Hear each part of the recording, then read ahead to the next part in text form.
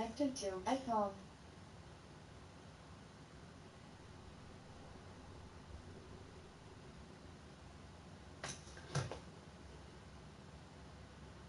Connected to iPhone.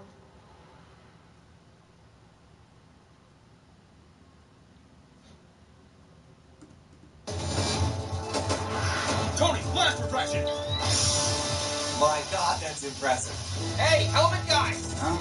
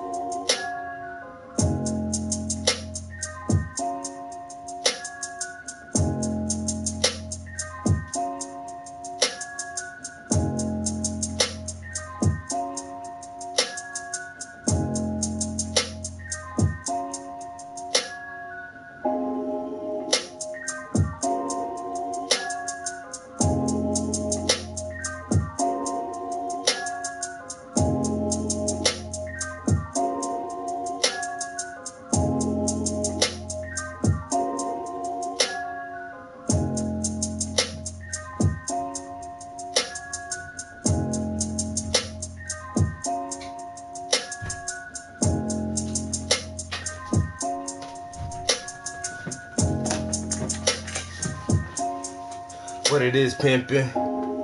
Better pay attention, never catch Trap House Entertainment slipping. Nah, why? Because I got DXL, one of a Rosen in.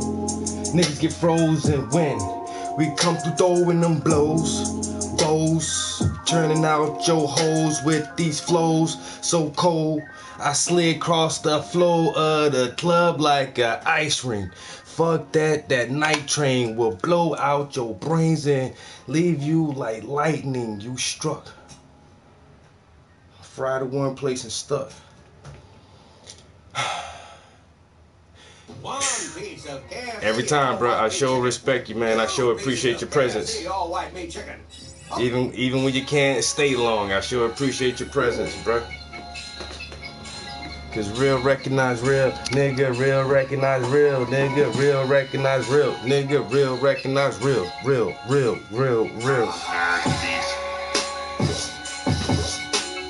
Real recognize real, and you don't look familiar. Real recognize real, and you don't look familiar. Say real. That part, real recognize real, yeah. Real recognize real, yeah. Some of these cats ain't familiar. Yes sir, yes sir, yes sir, yes sir, yes sir, yes sir. Oh, real recognize real, real recognize real, real recognize real. Yeah, but some of these cats don't be looking familiar.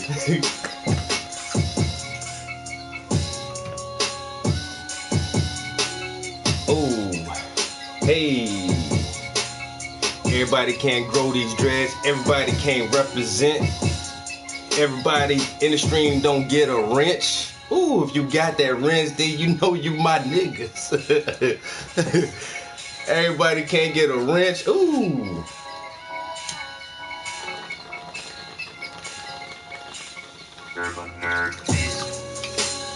Real recognize real. Real recognize real. You can get no wrench. Real recognize real, and you can get no rich. Real recognize real, recognize real, recognize real, cause they got that juice danger. Yeah, come through with 2 bangers and lose anger. Man, get that shit on my dress and I just So I'm blowing on that best. Get that real good loud. So I never stress, never stress, never stress. Never put it to the test.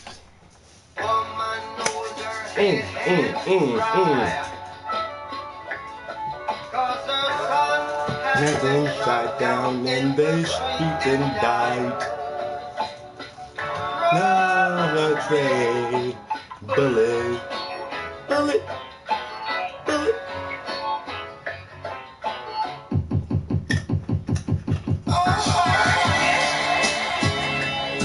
I got something to show you real quick before you hop out. I got something to show you.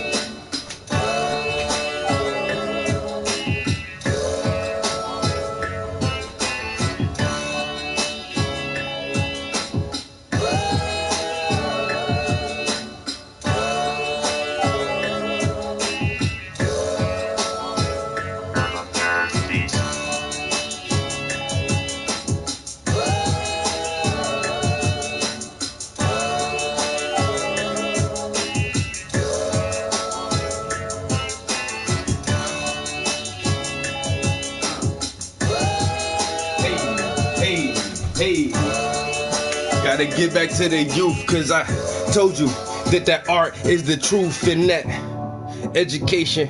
I got an application so I can help them kids when they feeling frustrated. Cause I can be your big brother. I got a lot of love, I can share it with each other. Oh, looking for a new position so I can use my art. That's called intuition. Guidance out the dark, that's called But yo, I be on job searches and shit, right? So I don't work for the factory no more. Just trying to do my art shit. And so I'm on a job search getting motherfucking, you know, put up on different want ads and shit. And so I came across this in my email. Our local Boys and Girls Club needs a activity and arts director. So I said, let me go see what I can do. It had a spot on there online to fill out the application and turn in the resume. I ain't got no real art resume. You know what I'm saying? I'm not a trained artist. I ain't got no art degree, so I was like, fuck that resume shit. I just went right down there and talked to the fucking directors. And so I was talking to one dude, and I was telling him, yo, I want this job, and you know, giving a little bit about my background and my accomplishments. He was like, wait a minute. Let me go talk to somebody else. And so he left out the office. He came back and got me. He was like, come here, come with me. And he went and sat down and talked with this lady. He was like, tell her what you just told me. So I'm spilling this shit, and it was like, you sound like a good fit for the job. And she was like, with all your credentials and you're a working artist and everything you've accomplished, she's like, don't say you don't have a resume. She's like, that is your resume. So goddamn. Exactly, bro. What up? So goddamn, they was like, look, get the paperwork, fill out the paperwork, you know what I'm saying? And I explained to him, like, you know, I do more of a classical fine art style. But I said for the kids, you know, I can still play with crayons and markers and just break that shit down and just have fun. Do some origami, you know what I'm saying? Fold some goddamn cranes and some frogs and some airplanes and make some silly putty and shit like that. But she was like, well, we already got somebody for that. What we wanted is more of a fine art class. We have some really talented kids, and we want to put them in like, you know, like more advanced art programs and get them doing, you know, more in-depth projects. And I'm like, word? That's right up my motherfucking alley. Yeah, I was like, yo, I feel like I'm a good fit for the job. They're like, well, what kind of experience do you have with kids? Once again, I'm lacking in that area. I said, shit, other than raising my 2 sons and just being one of the oldest in my generation from my family group, like I done helped raise all my goddamn little cousins, nieces, and nephews, my own children. You know what I'm saying? I was like, I'm good around kids. And it was like, well, you sound like a good fit. So I got all the fucking paperwork. You know what I'm saying? I got to just fill out the paperwork. I got to have a FBI fingerprint background check because you are around kids. You know what I'm saying? So, shit, that ain't no problem for me. Shit, I ain't never harmed no kid. I never been no rapist, no pedophile, or no shit like that. You know what I'm saying? So, this my goddamn agenda for tomorrow. Fill this out, go get my fingerprints and shit, and turn this back in to the Boys and Girls Club. What? Yo, I might be an art teacher. What?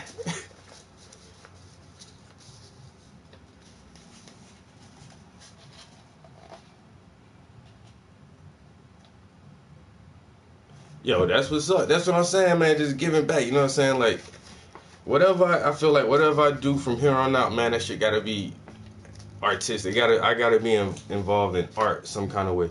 You know what I'm saying? If I can work with the kids and teach the kids how to draw and paint and shit, well, I'm good. You know what I'm saying? I'm good. I hope so, man, dog. Bro, I hope so. Yo, peace, Exile. I'm gonna catch up with you later, bro. You know, that's that shit right there, you know what I'm saying? Being involved. Gotta go talk with these teachers and see what's on the curriculum for this quarter. That's what it is. Bro, I'm so excited about this shit, bro. Damn.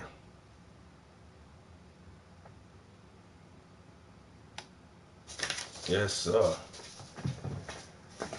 Your boy might be an art teacher. Boy, might be an art teacher. And then he said, like, the art program is seasonal somewhat, but depending on, you know, my interaction with the kids and how things go, they might integrate me throughout the whole program and have me doing other activities and stuff like that, you know, and being more of a part of the overall structure.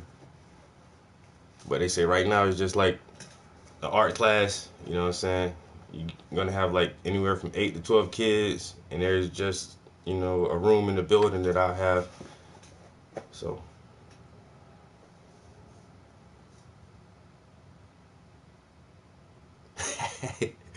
my art teacher had a missing finger. He must have been a shop teacher first, and then he was like, nah, that's too dangerous. Let me just go deal with some paints. Damn.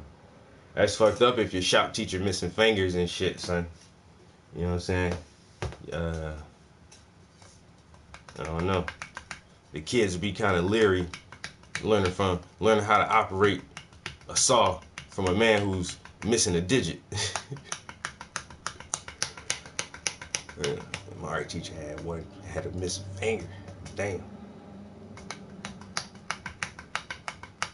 I worked with a guy, he had a missing finger. His last name was Finnegan. He called him Finnegan Four Fingers.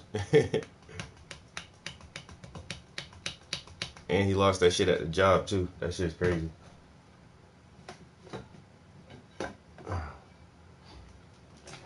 What up though? What up though? What up everybody?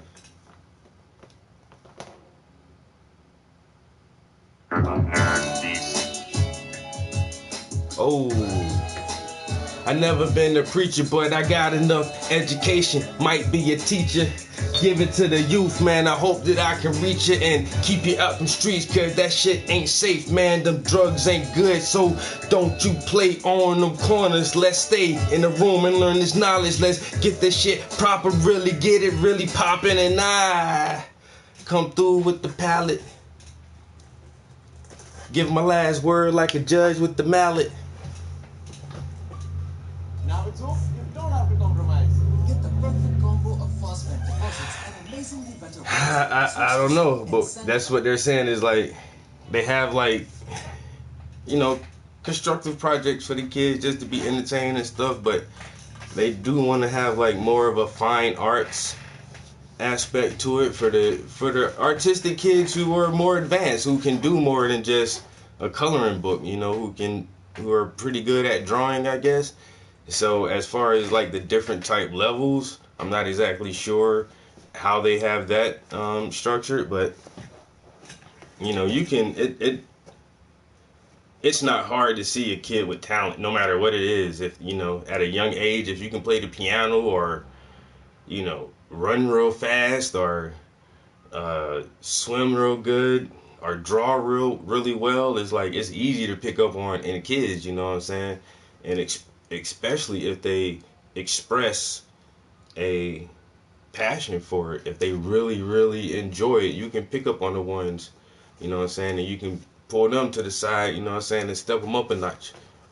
My art teacher did that to me in middle school. She had connections at the local college, and my 7th grade summer, she had it set up where I went to the college every Wednesday and sat in on a college art course for the whole summer, every Wednesday for like 2 months. You know what I'm saying? I was a 7th grade college art student, and shit, like, but like I say, the ones who you see the potential in, you just gotta push them a little bit harder in that direction, or at least guide them and give them the tools that they need. You know what I'm saying? Whatever kind of tools they need to be successful in whatever they take a passion in, you just gotta provide that shit for their ass. You know what I'm saying? That's the bottom line, yeah. Simple as that. So if I can work with the kids and inspire these kids and you know, help boost the skills of the ones who are taking an interest in it and have a more advanced look on art, then definitely. So now I gotta go back to YouTube University and start brushing up on the finer talking points and explanations, because I know how to do a lot of shit, but do I know how to explain it? That's the hardest thing about teaching, you know what I'm saying, is actually verbally explaining it and visually explaining it so that someone else understands it. So I just gotta make sure I got all my terminology right. I don't want to say one thing and it's not the right thing that I'm saying. And here it doesn't matter, because all you guys can go fact check whatever I say. But with kids, it's like, wait a minute, Mr. Prince, that shit don't sound right.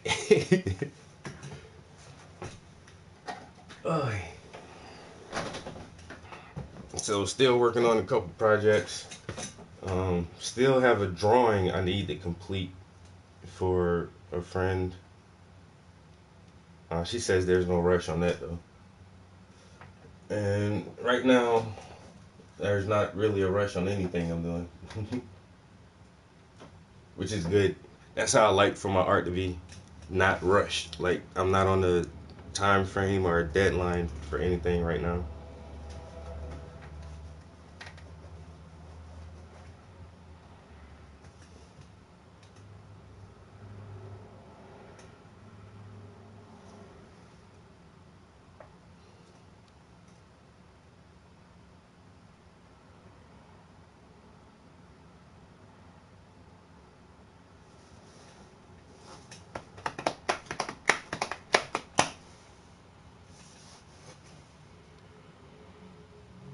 commercial art, like advertisement, setting up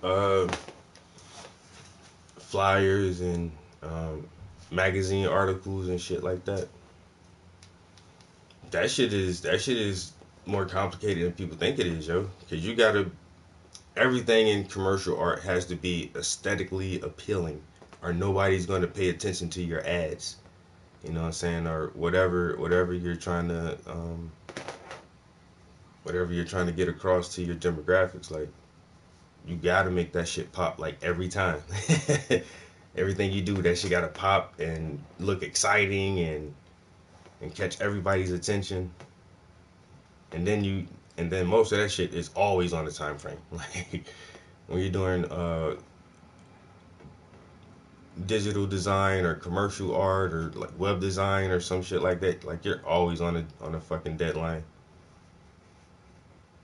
I don't like that. Honestly, I don't. That's why when I get commissions, people are like, well, how long do you need? Like, dude, you gotta give me at least a month. That's the minimum. A month. Maybe 2. Ain't no telling. So, I tell them, everybody know I need at least 4 weeks. 4 complete weeks. And you might have it by then. You know what I'm saying? There's a good chance you'll have it, depending on what you're trying to get. But if not, you'll get it when you get it. Cause that shit gotta dry. You know what I'm saying? It takes forever for that shit to dry.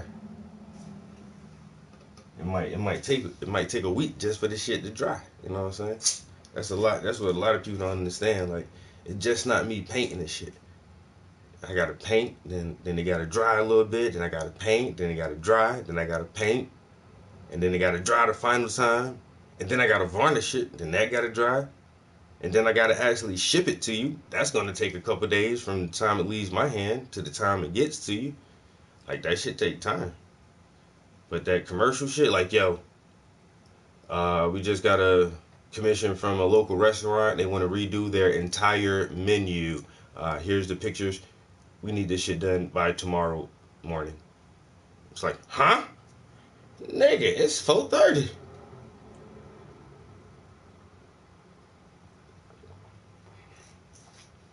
They don't be playing.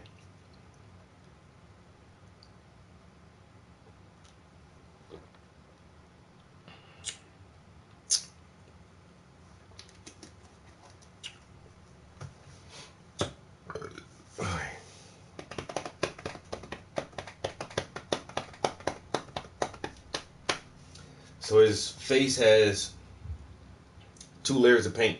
I'm gonna work on his arms for a little while and start getting a 2nd layer of paint on his arms. You can see the drastic color change and how much lighter his face is compared to his arms. And his arms has a lot of highlights on it. This dude is ripped, son. I met him at the gym. As soon as I seen him walk in, I like, that motherfucker nice. Like, hey, yo, what's up, homie? You want to model for me? He's like, sure. He's a cool ass dude though. He's a young cat. He's like 20-something. Smart as hell too, yo. We had a pretty good conversation a couple times.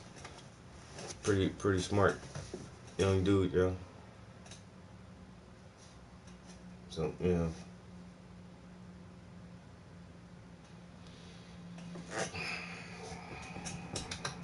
Oy.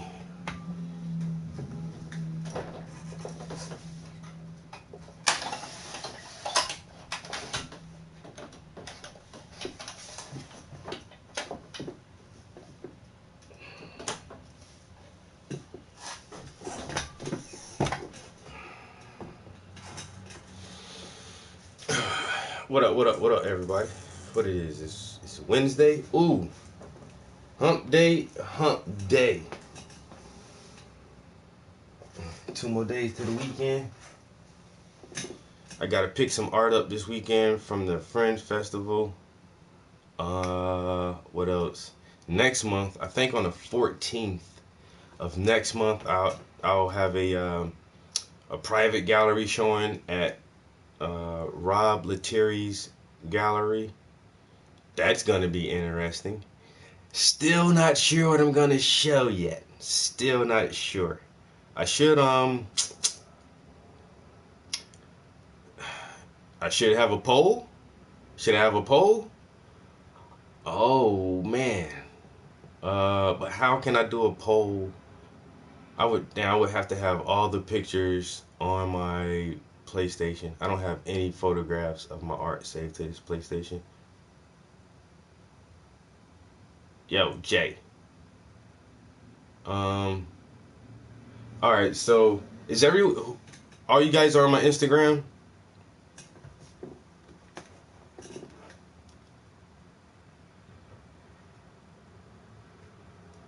That's what I should do. So his space is. I took some pictures of it. I'll show you guys.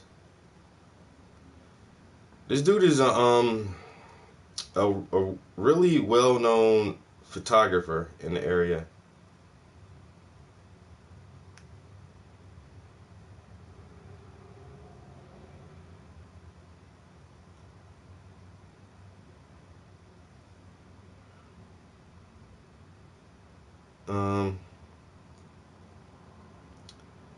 And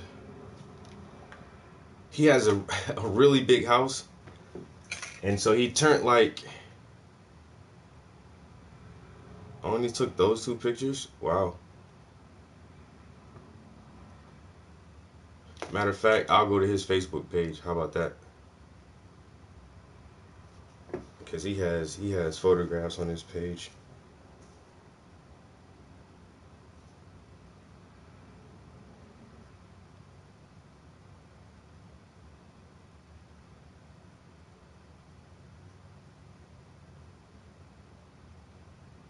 Man, this dude be everywhere. Alright, so let's start here. Alright, so this is his backyard, yo.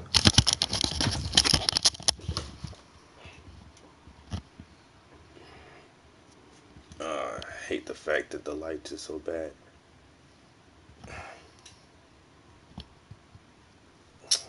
Man. Come on.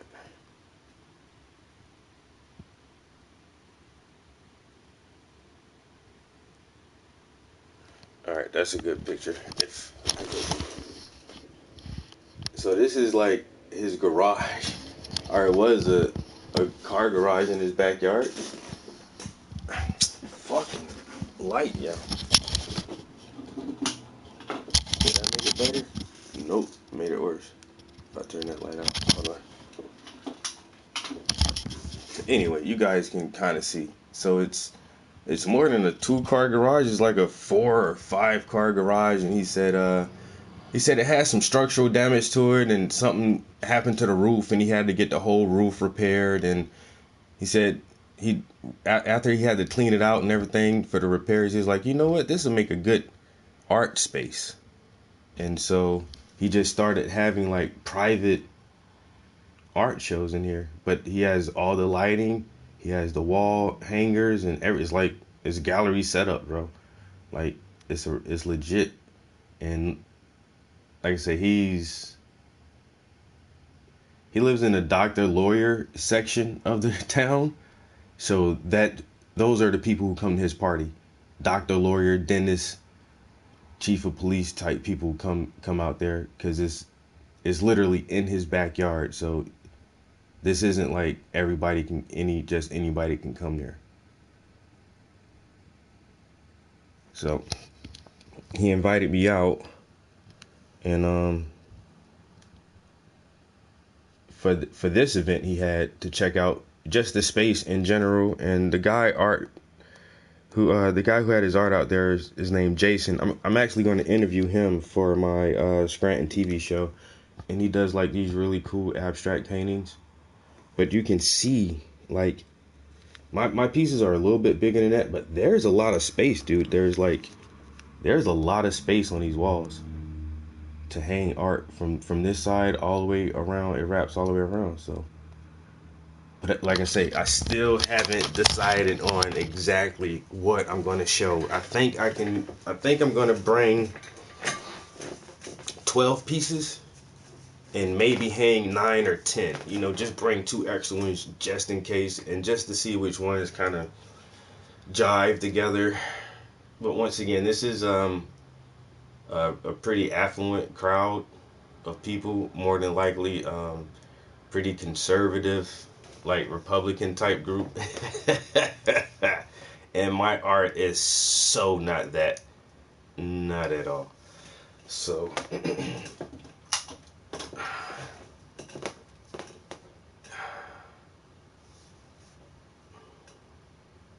it's even difficult for me to formulate exactly what I'm thinking right now.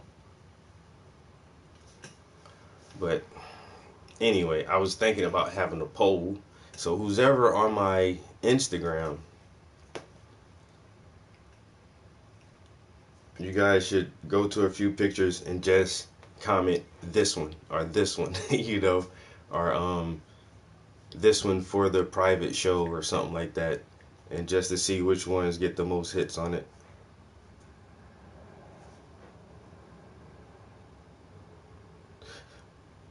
Miracle CBD. I get all these emails for CBD oils.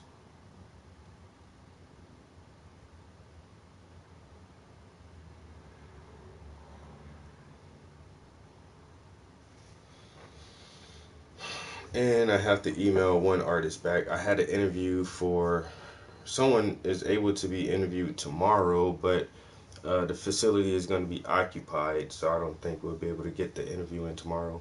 And I hate to say no, because like this is the second time we've tried to reschedule. The first time we rescheduled because she said all of her art was on display, and we want artists to show their art on the show. So it was like, well, let's just kind of wait till you get your art back, because if we're sitting here talking about your art, the conversation itself is going to be like really abstract and esoteric because we're not seeing what we're talking about. And so she emailed me. She said, hey, I'm picking up my art tomorrow. Can we meet? And it's like, bad timing again, because we're not going to have the space for the weekend. So don't forget to send that email out, Travis. Reminder to self.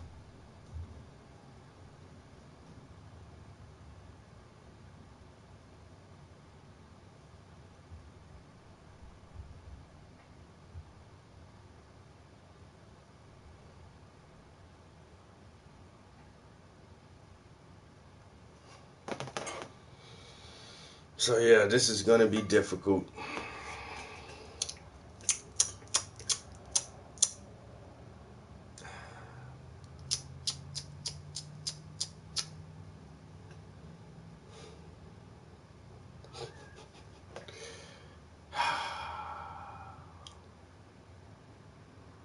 I'm just saying that this is even hard for me to say.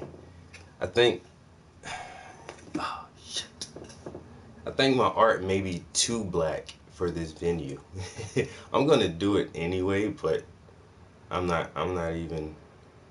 I just hope people enjoy it. Like, I love my art, but it's different like when I'm in a gallery with 15 other artists, and then I have like 1 or 2 pieces, and so you get this variety of art. And mine's always stands out and makes an impact. But then, like, at a private gallery showing of predominantly wealthy white people, and then just like all of nothing but my art alone, I was gonna look around like, what the fuck is this shit? There's just all black people in here. Why are there only black people? Like, it's gonna be so funny.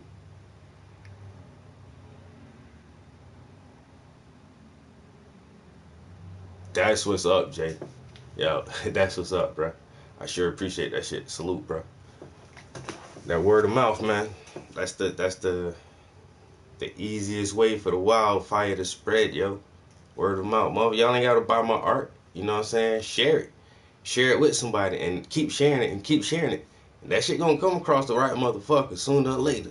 That shit gonna get back to Swiss Beats or T.I. Oprah Winfrey or somebody, LeBron. It gonna get around. Just keep sharing that motherfucker, man. Keep hollering the kid name. Yo, Travis Prince. Nigga be on YouTube. Check him out. That's all you gotta do. Shit, spread the goddamn word. Facts, nigga. Facts. How you think Death Row and all that shit got? That shit was word of mouth. Hitting the streets. Passing out mixtapes. You know what I'm saying? He wasn't no internet. You just gotta talk about that shit. Talk that shit into existence. Yo, this nigga hot. That's all you gotta say. Who? You talking about some art shit? Let me see. That nigga is hot. You know, it's as simple as that. I thought you just talking about like some bullshit art, but this shit is hot. Yeah, that shit. Damn, peace for peace. This nigga is dope. I gotta show this shit to my aunt. She be fucking with them. My aunt used to work at the National Museum of Art in D.C. She still might have some connect, and that's how that shit just get somewhere. You know what I'm saying? You don't know who. They 7 degrees of separation. You know what I'm saying? We know somebody in that spot that'll get me there. You just gotta link. You gotta make all the links to that shit. You gotta link to that motherfucker. Not me personally, but 3-4 people down the road. And then two more people to the right, and they go to link right there. Cause that shit just kept getting passed around. Alright. My easel is high enough that I might be able to actually utilize my goddamn... Man, I done broke this shit. I done broke it twice.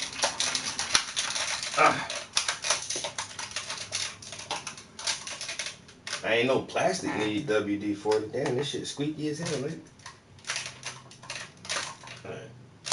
Come on.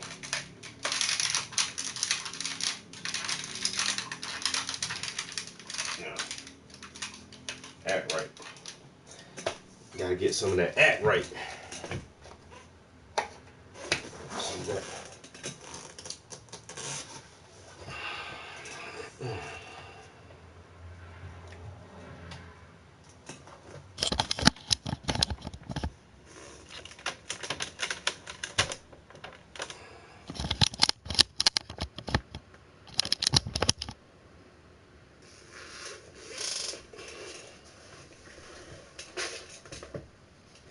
Let's get some of this brushwork popping for a minute.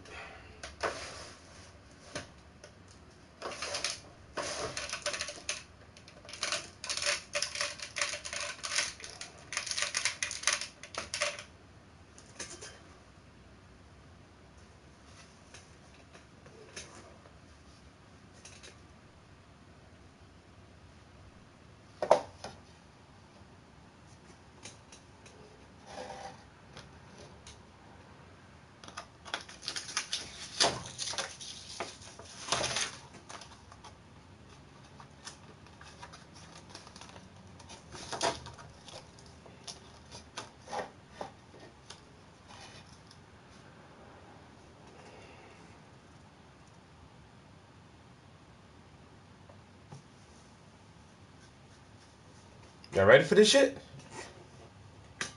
Is you ready?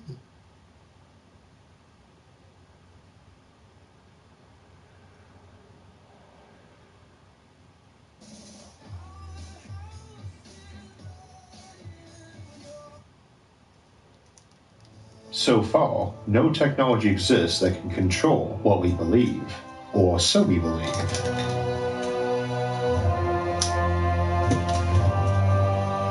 Brainwashing and mind control. So our topic today is brainwashing and mind control, and we're going to look at some of the technologies that might be used for it, or to defend against it, but we'll also be looking at some of the implications this might have on civilizations far away in space and time. Mind control scares us for the obvious reason that it's an invasion of the most extreme and revolting nature. But it's also so frightening because politically and scientifically speaking, it's also so plausible. We don't really go through life feeling that murder or theft will be legalized in the future. But fear of a society in which everyone has been brainwashed is one of the most common themes of science fiction. Why? in part because it's something we already have to deal with constantly. Simply by existing in society, we are constantly subject to attempts to manipulate, sway, or indoctrinate us. Some level of it is necessary because children need to be educated in proper behavior, not just academic knowledge. But we know all too well that privacy and freedom can be eroded away for even apparently benevolent reasons. And we know there's no shortage of non-benevolent folks too. So we could end up with a dystopian nightmare, again something common in science fiction, and nowhere better done than in George Orwell's novel 1984, a terrifying story set in a dystopia of constant surveillance and indoctrination. Not many sci-fi novels have such a huge impact that they make a permanent impression on society. But even 70 years after its publication, a reference to 1984, or the term Orwellian, or Big Brother, brings an image of utter totalitarian control to mind, regardless of whether or not one has read the book. If you haven't, I'd certainly recommend it. Damn right. You can pick up a free copy of 1984 today, and also get a 30-day trial of Audible. Just use my link, audible.com/Isaac, or text Isaac to 500-500. Let's take a moment to better define what we mean by mind control and what types of techniques need to be considered. They are... Yo, word up. Like you said, if you've never read George Orwell's 1984, read it. Read that motherfucking book, yo. And tell me that shit ain't happening right now. And it's weird, yo. Like, we're living in this fucking cross between 1984 and Brave New World. Those books were written like in the fucking 40s. Swear to God, those shit was written in the 40s. But then, and they're just fictional stories, supposedly. Damn. But when you read that shit, bruh, that's the shit that goes on right now. Like, these motherfuckers was goddamn predicting the future. Yo, MJ, what's good, bro? Peace, God.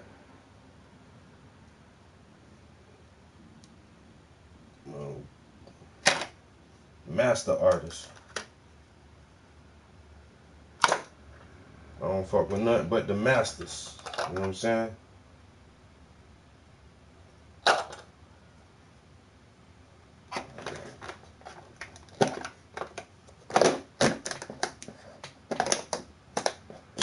Yo, follow my man on Instagram, yo. MJ Harrison.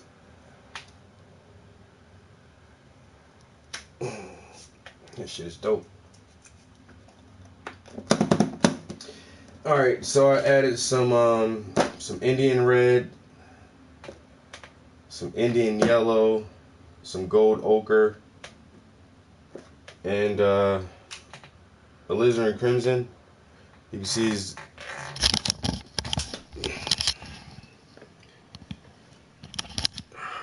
that's basically purple. So for these dark shadow areas right here, I like to blend some Prussian blue and that alizarin crimson to get that really deep, rich purple, and then you can lighten it up with either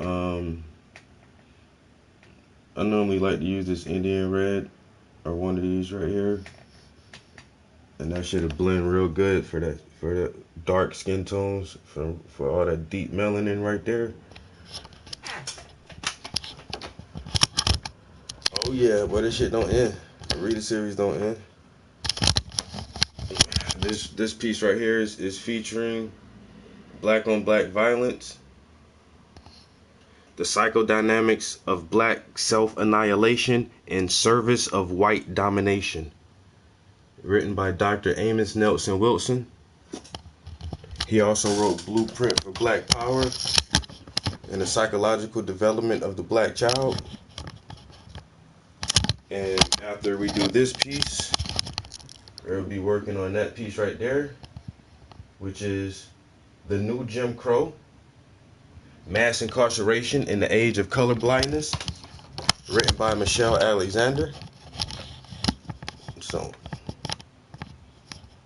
we have Black on Black. Bruh, it's probably the best book I've ever read in my life, dog. Yo, Dr. Wilson just break that shit down. Like, the black man we know what it is. We just can't define that shit, yo. You know what I'm saying? It's hard for us to define the way our reality, the way this world shapes our reality, and why we look at the world a certain way. And all of us know it's a fucking problem. There is something that's not right, but not being able to understand the problem is the biggest part of the problem. Dr. Amos Wilson break that shit down so you understand what the problem is. You know what I'm saying? And what perpetuates these problems, and where everything stems from. What is the root cause of this psychological dysfunction that we have amongst ourselves and our communities. You know what I'm saying? Probably the most impactful piece of literature I've ever got my hands on, bro. That's true shit. I ain't never read a book better than that. That shit taught me shit, yo.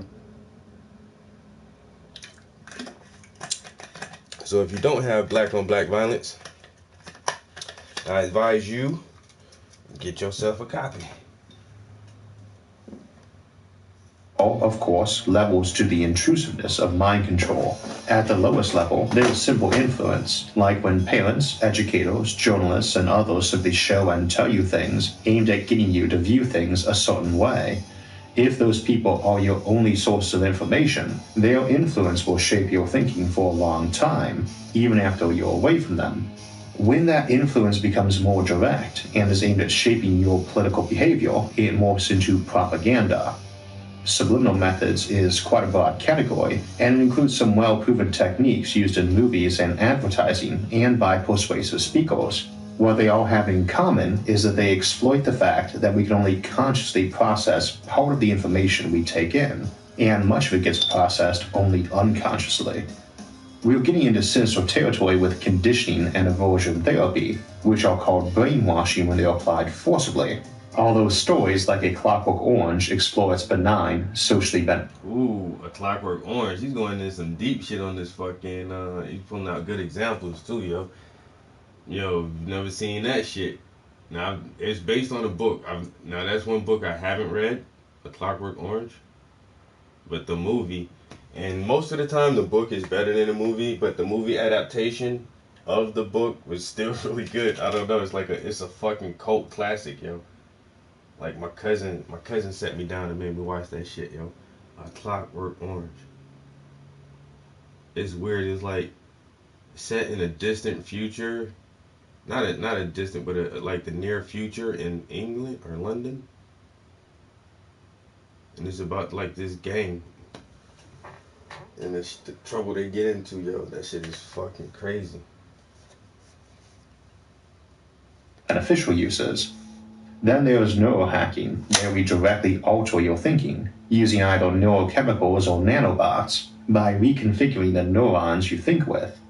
At the highest level of mind control, a new species could be engineered, or an existing one re-engineered, to simply possess or lack the cognitive traits of interest or of concern. There is no need to police or even forbid activities that no one is inclined to do. Obviously, the categories in this loose hierarchy overlap quite a bit, and even there being 6 of them instead of 8 or 20 is pretty arbitrary.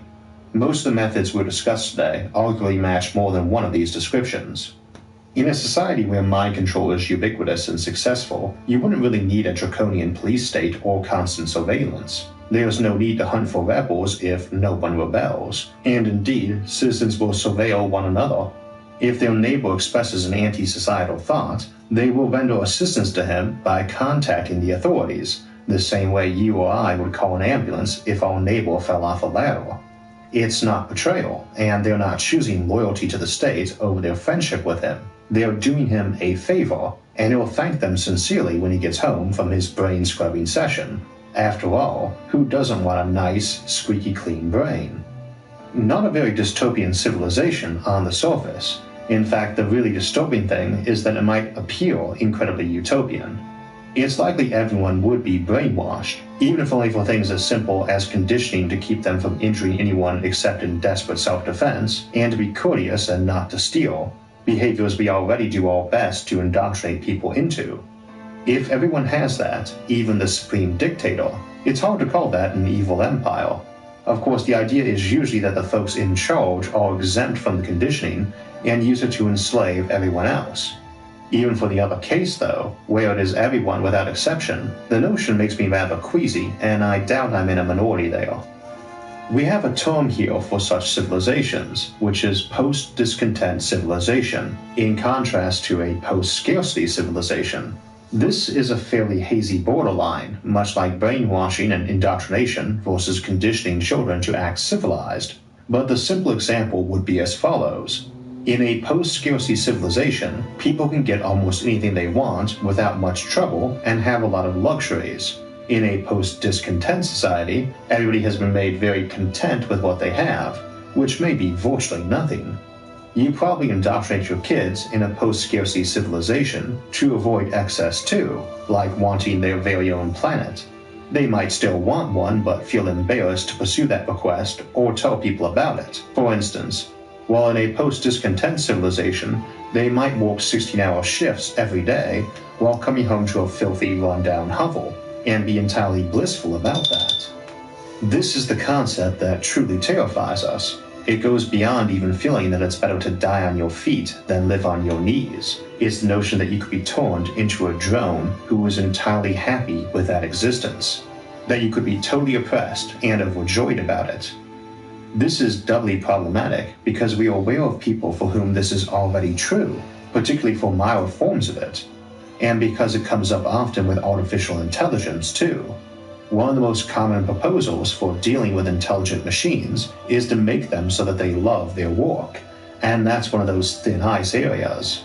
On the one hand, it's certainly kinder to make an intelligent vacuum that loves cleaning floors than one that hates it. But on the other, if we were raising kids to enjoy being floor cleaners, I think most of us would be pretty aghast at that. The analogy might be a bit iffy though. First, there's no reason to make a sentient vacuum cleaner. And we do not react the same to being told a kid was raised to love being a doctor or astronomer. Second, there's also that line between compulsory and encouragement, and the motivation for it. A lot of parents have some dreams in mind for their kids, but they are rarely compulsory and typically done for that kid's benefit, or perceived benefit anyway. Our objections tend to come when it feels like they went beyond encouragement, or wasn't really about the child's best interest. A lot of us end up following those parental dreams and loving it. I can't even write my own name down without being reminded I do, but that doesn't mean we are compelled to do it, or that the motivations for that encouragement were bad. In a wider context, picking your kid's profession has been more the rule than the exception historically. Of course, there's a reason why we disapprove of that nowadays. It's one of the reasons I tend to dislike the notion of creating artificial intelligence with preset motivations we picked with our own best interest in mind, not its own. I think there is a genuine difference between creating an AI to be a happy vacuum cleaner and building a bunch meant to pilot probes off to space, who are encouraged to want to do that, but still given a choice. And a real choice too, not, you don't have to pilot the probe, but if you say no, you'll be scrapped or used to run a sewage treatment plant. Fundamentally, you just avoid building something with any more intelligence than it needs, and thus avoid much of the problem, as being built to a task that requires intelligence and judgment, than being built for the purpose of passing butter and for some reason being given sentience for this task. What is my purpose? You pass butter. Oh my god. Yeah, welcome to the club, pal. I think you need informed consent and enough leeway in the encouragement that alternatives are both available and attractive. Using that probe example, let's say we raised a bunch of artificial intelligences to run probes to other worlds. One reason to do that might be because you want to be sure that if they get out into deep space, far from supervision, they don't go off the rails and decide to exterminate some alien planet or park in a solar system and start manufacturing warships to come back and conquer Earth. You have guidelines for what you want them to do and not do while they're out far from Earth, but you want them smart so they can make good decisions and have some flexibility to pick those and carry them out. In such a case, Being absolutely certain they will not break one of those key rules is not only preferable, but arguably the best moral action. But let's humanize it though. Say we were launching a manned ship instead with a crew. Not folks we've raised from birth or anything, regular astronauts who entered a program voluntarily and enthusiastically. But we tell them the final step is they have to submit to indoctrination to follow certain guidelines. Very extreme indoctrination, essentially unbreakable. Not weird or secret guidelines either, ones they've been taught about during the entire program. They don't have to submit to the indoctrination, but they don't get on that ship if they don't. No other coercion. They might get picked for another program. They can leave for a new career. They won't be blackballed or mocked for refusing. But no indoctrination, no voyage. We've decided we simply can't risk sending out explorers who might, however unlikely, decide that the planet they found out there with life on it should be conquered, sterilized, or even visited. And we need to be sure of them, because when they are light years away, we have no way of enforcing that policy. Tricky ethical case, because it was all voluntary. They knew what the rules and guidelines for the mission were from day one and agreed to follow them. And a "don't you trust me" defense isn't exactly reasonable, because it's not them arriving at that alien planet. It's them spending a big chunk of their life in stressful traveling conditions and isolation before arriving there.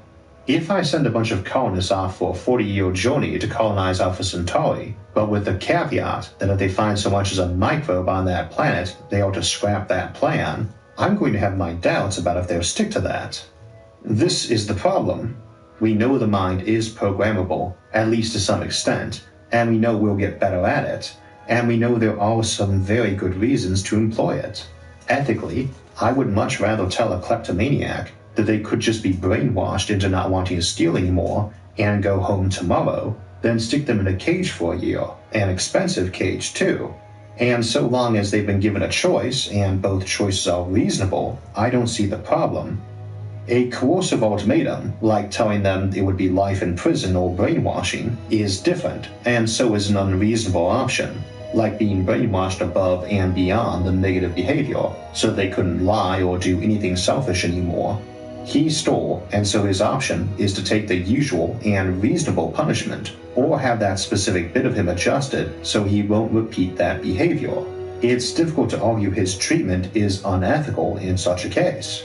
Tied into that, we already do a lot of voluntary behavior modification, and while one can argue about how effective hypnosis is, people who pay for it generally assume it is effective, which is what matters for the ethics of it. Similarly, whether or not a medication designed to break an addictive habit is 100% effective, or just helps most folks, is not our major concern. There's not much difference in between taking a pill that makes you inclined to quit smoking and reduces the urges, versus one that absolutely and instantly removes the desire entirely, except that the latter will sell a lot better. The ethical issue there is if them taking it was voluntary, and if it was full and informed consent. They knew what it did, and all of what it did, including side effects. No secret additional effect of making you ultra-loyal to the regime, too. Some folks might want to outlaw that, or at least control it. Prescription only, or only administered by a doctor so someone couldn't slip it to someone else. But there'd certainly be a big market for such voluntary mind control. Most of us would still regard such scenarios warily, but wouldn't call that brainwashing. The effect was reasonable, and they chose to do it. There was no coercion involved, or at least no unreasonable coercion for the prisoner example. We have to contemplate higher tech scenarios for this though, and it's good to set our moral groundwork first, that you either agree with the reasoning thus far, and why, or do not, and why not. Giving someone a scientifically formulated aphrodisiac and giving them some love potion brewed up by a medieval witch or alchemist is identical ethically if the person administering them believes both work. It doesn't matter that the latter is just sucrose and water, any more than you shooting someone with a gun full of blanks is okay if you thought the ammo was genuine when you pulled the trigger. That's important to keep in mind because, for instance, right now we invest a lot of money into marketing and advertising, and that includes research to make it more effective, which is blatantly an attempt to influence your behavior and mind. This is mostly viewed as okay, though, as it is just influence, and people know they're being influenced and to what end and why, and they can resist it, and the folks doing it believe that too. The game might be a bit different if some computer was exactly tailoring a message to you as an individual, and with such effectiveness you had no realistic way of not doing what they desired. That's part of the perceived danger of various technological approaches visited in science fiction. They are seen as not being resistible, either because they are not, or we have no experience identifying that method of influence or countering it. Perfume or cologne is an attempt to influence people, but we know it, can't detect it obviously, and the effect is mild and easily resisted if one wishes to. But many would be different. You might not know, you might not be used to it, and you might not be able to resist it even if you wanted to. There's so many avenues too. Chemicals, visual stimuli, pheromones, hormones, subliminal messages, and so on. Indeed, pretty much anything connected to your brain to feed it nutrients or data can be used to influence someone's thinking. And the higher the bandwidth, the more subtly or thoroughly or quickly one can do it. Vision is very high bandwidth, millions of bytes of data a second, far too much for your conscious mind to process, and thus particularly vulnerable to sneaking something through, such as subliminal messages. So imagine something even more high bandwidth, and to which we have no neurological, biological, or cultural defense against. This would be the brainwashing ray or direct implants into the body. The typical DNA or RNA in a microbe or virus already has an awful lot of data in it too, so a tailored virus or pathogen need not be limited to simply screwing with your biochemistry. It could contain images. We get an example of something similar in Alistair Reynolds' novels Chasm City and Absolution Gap, with something called an endocrinal virus that can infect someone and give them visions or predispose them to believe something, not just screw them up chemically. And you would hardly have to limit yourself to just one virus either. You could infect someone with a whole slew of viruses, each containing different chunks of data. We could also send in nanomachines to do such a thing. Needless to say, if you've got neural implants already, neural laces in your head or machines to augment mind or body, you are even more vulnerable to very high bandwidth attacks, such as neural hacking. And your brain is quite susceptible to electromagnetism. So while the brain-controlling rays or fields of classic sci-fi are rather naive about the implied complexity, it is probably possible. We do want to be careful though, because these new methods aren't necessarily any more dangerous than existing ones, except in being unfamiliar and more sophisticated. We can get familiar with them, and our defenses can be sophisticated too. We've been dealing with fields of mind-controlling drugs or devices for generations, and with computer viruses for decades, and while those are legitimate concerns, nobody's brainwashed everyone or hacked everyone's computers so far. Defense has been slow to improve, but has kept up. It's likely to be a big market in the future, though. You buy things to enhance the mind or improve it, hardware or software, and you buy things to protect the mind, and people will tend to avoid a lot of new technology till it's been tested and out there working for a while. You might want the newest and best brain-enhancing devices, but hesitate because of cost and unknown risks. You don't want the buggy or vulnerable new stuff, or to be offline waiting for a patch. Beyond that, we have the concern of something radically new getting in before we can defend against it, or something developed and deployed in secret by some shadowy group, but we're mostly worried about the slippery slope of good intentions. That's a very legitimate concern, and the scariest part about it is that technology is dangerous, and brainwashing is actually one of the best defenses against dangerous tech. As an example, one of our big concerns is someone might develop a way to make nanotech or 3D printers or replicators that can make just about anything from a blueprint, so someone could make a doomsday device or supervirus in their basement. Any crazy single lunatic could wreak havoc on us or even destroy us all, just one lone wolf. If a shadowy group or totalitarian government controlling us is a threat, at least it's usually assumed to be somewhat sane, just villainous. We've no shortage of individuals who are crazy, and the idea that any one of them might kill us all could drive a society to want to limit such technologies. The alternative to such limits on tech is limits on minds instead. Imagine if we felt the only way to keep us all safe would be to all get mind scanned for dangerous tendencies and controlled to prevent them. These could still be somewhat voluntary and customizable too. You might get everyone an implant that prevented them from engaging in mass murder, but you might let folks pick between a range of options instead and based on their security risk. You can't learn certain sciences without agreeing to be conditioned against using them for certain purposes or teaching them to others without permission. You cannot operate a 3D printer or train to use one without agreeing to be conditioned not to use, make, or distribute banned or restricted templates. You might get to select between being conditioned to be non-violent or being able to pick instead to have your mind scanned occasionally for instability or be followed by a drone that watches you. Some folks might prefer conditioning to not do something they really don't want to do anyway if that exempted them from privacy intrusions. This raises the slippery slope issue, even assuming such a civilization isn't already off the cliff and over the moral event horizon, but it also raises one of the weirder Fermi paradox solutions.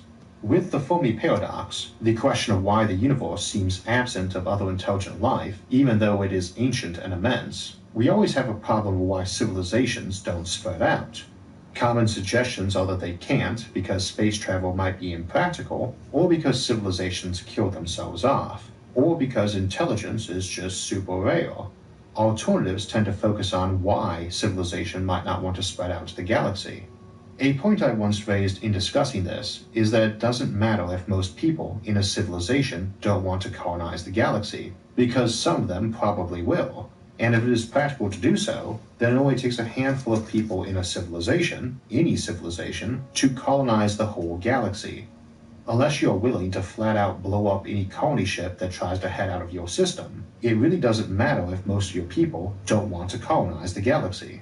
But if your civilization feels that limited mind control is the only way to keep everyone safe, colonization could get to be rather dangerous to you. All those folks elsewhere, separated by decades or centuries of light lag, are hard to monitor or reinforce their conditioning if it weakens, or to do anything about it if they skip off track. Remember, this could be a real danger too. It's possible just one person could make a doomsday device you can't defend against, and such a thing could be manufactured at Alpha Centauri and sent back to Earth too. One colonist breaking their conditioning might be able to walk over to the colony's 3D printer and a minute later have a device that lets them take over their whole colony and send back a genocidal armada to Earth and all its colonies too. Alternatively, a solar system is a big place, and we've seen how many people you can put in one and how long you can extend the lifetime of a sun or protect yourself from natural threats. You might feel that is more than enough and more than safe enough. And if such technologies exist, they mess with our exclusivity issue with the Fermi paradox. We often toss out Fermi paradox solutions, not because it's improbable a civilization might do something, but because it's improbable every civilization would. Space travel wouldn't seem exclusively limited to peace-loving aliens who dislike mean primitive cultures, or don't like to interfere with them. So solutions reliant on aliens staying away from Earth out of disinterest, or principled non-interference, don't work well, even though many would probably do one or both. However, if technologies exist which are ultra-dangerous and can be easily created by any one person, that's a threat every civilization would have to deal with, and not many solutions come to mind. Indeed, that would seem like your options are extinction or mind control, though I would imagine, or at least hope, that there were some alternatives. If there were not, you might easily have a universe that was full of nothing but isolated mind-controlled worlds as islands in a vaster sea of empty or dead ones. Nobody expands out much for safety, and nobody talks much because there's not much to gain from doing so. It does enhance risk, including the risk that another civilization might think your safety controls weren't good enough and come by to enhance it with better mind control of their own, or just wipe you out. The potential gain, new technologies and new ideas, new science or art or philosophies, what we tend to view as the big boon of meeting a new civilization, is probably not very attractive to them, since those could rock their very fragile boat. I don't think this scenario is too likely. Indeed, I tend to suspect that we will constantly be improving all of our countermeasures for dangerous new technology right along with that new technology. but it drives home the point that mind-controlling technology is potentially very seductive, even to civilizations that are pretty benevolent and free of corruption, even ignoring how easy it is to slide into a totalitarian police state, or ironically, even worse, a totalitarian state that doesn't need police anymore. It's a really scary thought, and for that reason, one popular in fiction.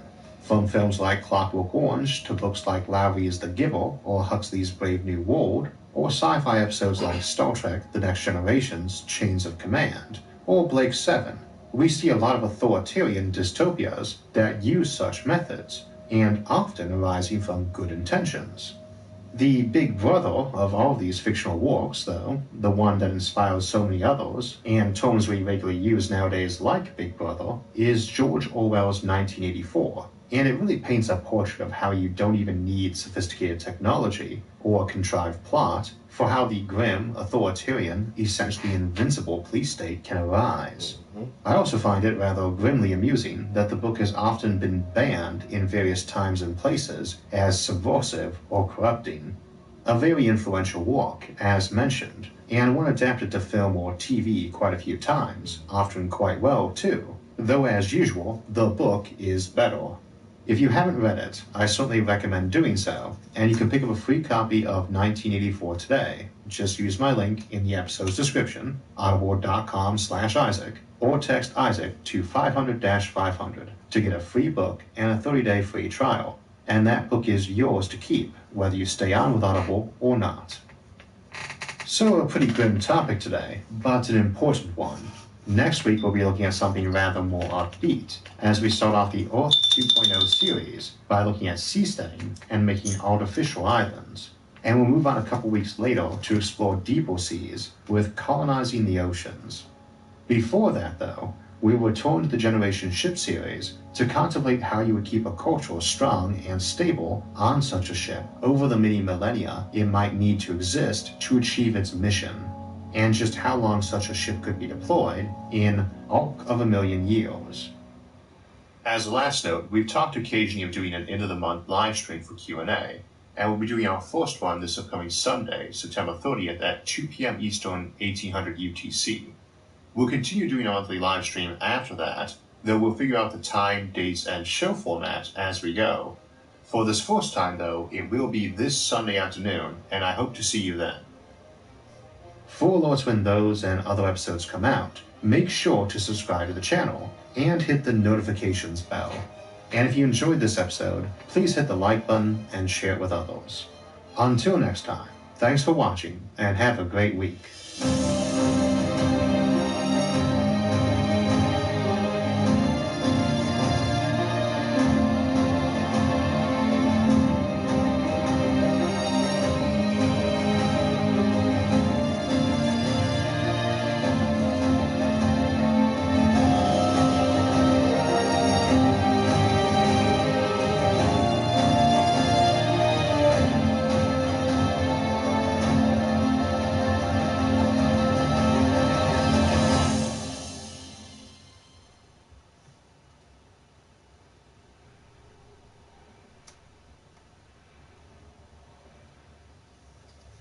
Now it's all, you don't have to compromise. Get the perfect combo of fast bank deposits and amazing... We've occasionally talked about what it might be like to be the last sentient life standing at the end of time and looking back at your once glorious civilization. But what if we spin the time dial even further ahead in time, set it all the way past the end of eternity, until that last person could not even remember their past civilization?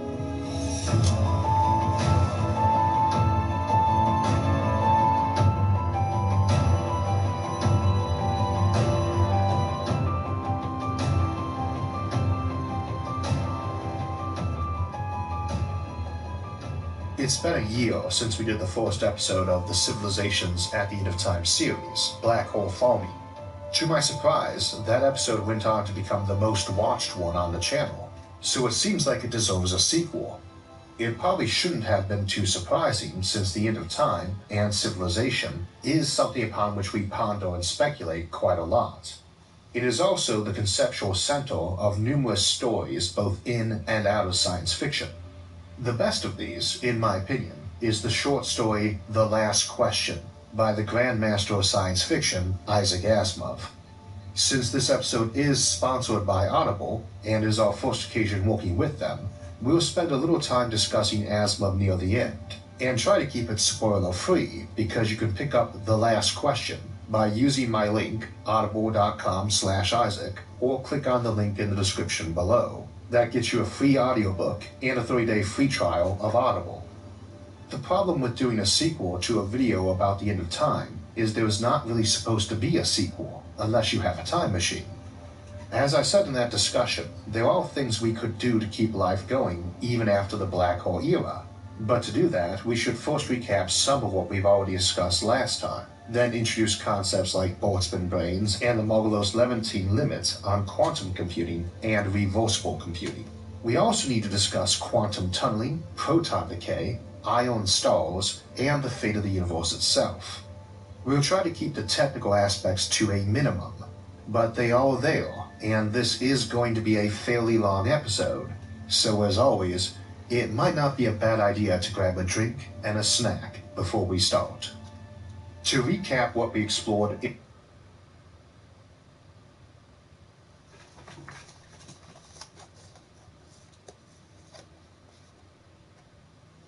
Usher and Eminem? Oh. It's 7 o'clock and I'm at the top in the streets. Wow, wow, wow, wow. I got a feeling that's waiting for me. And it's good.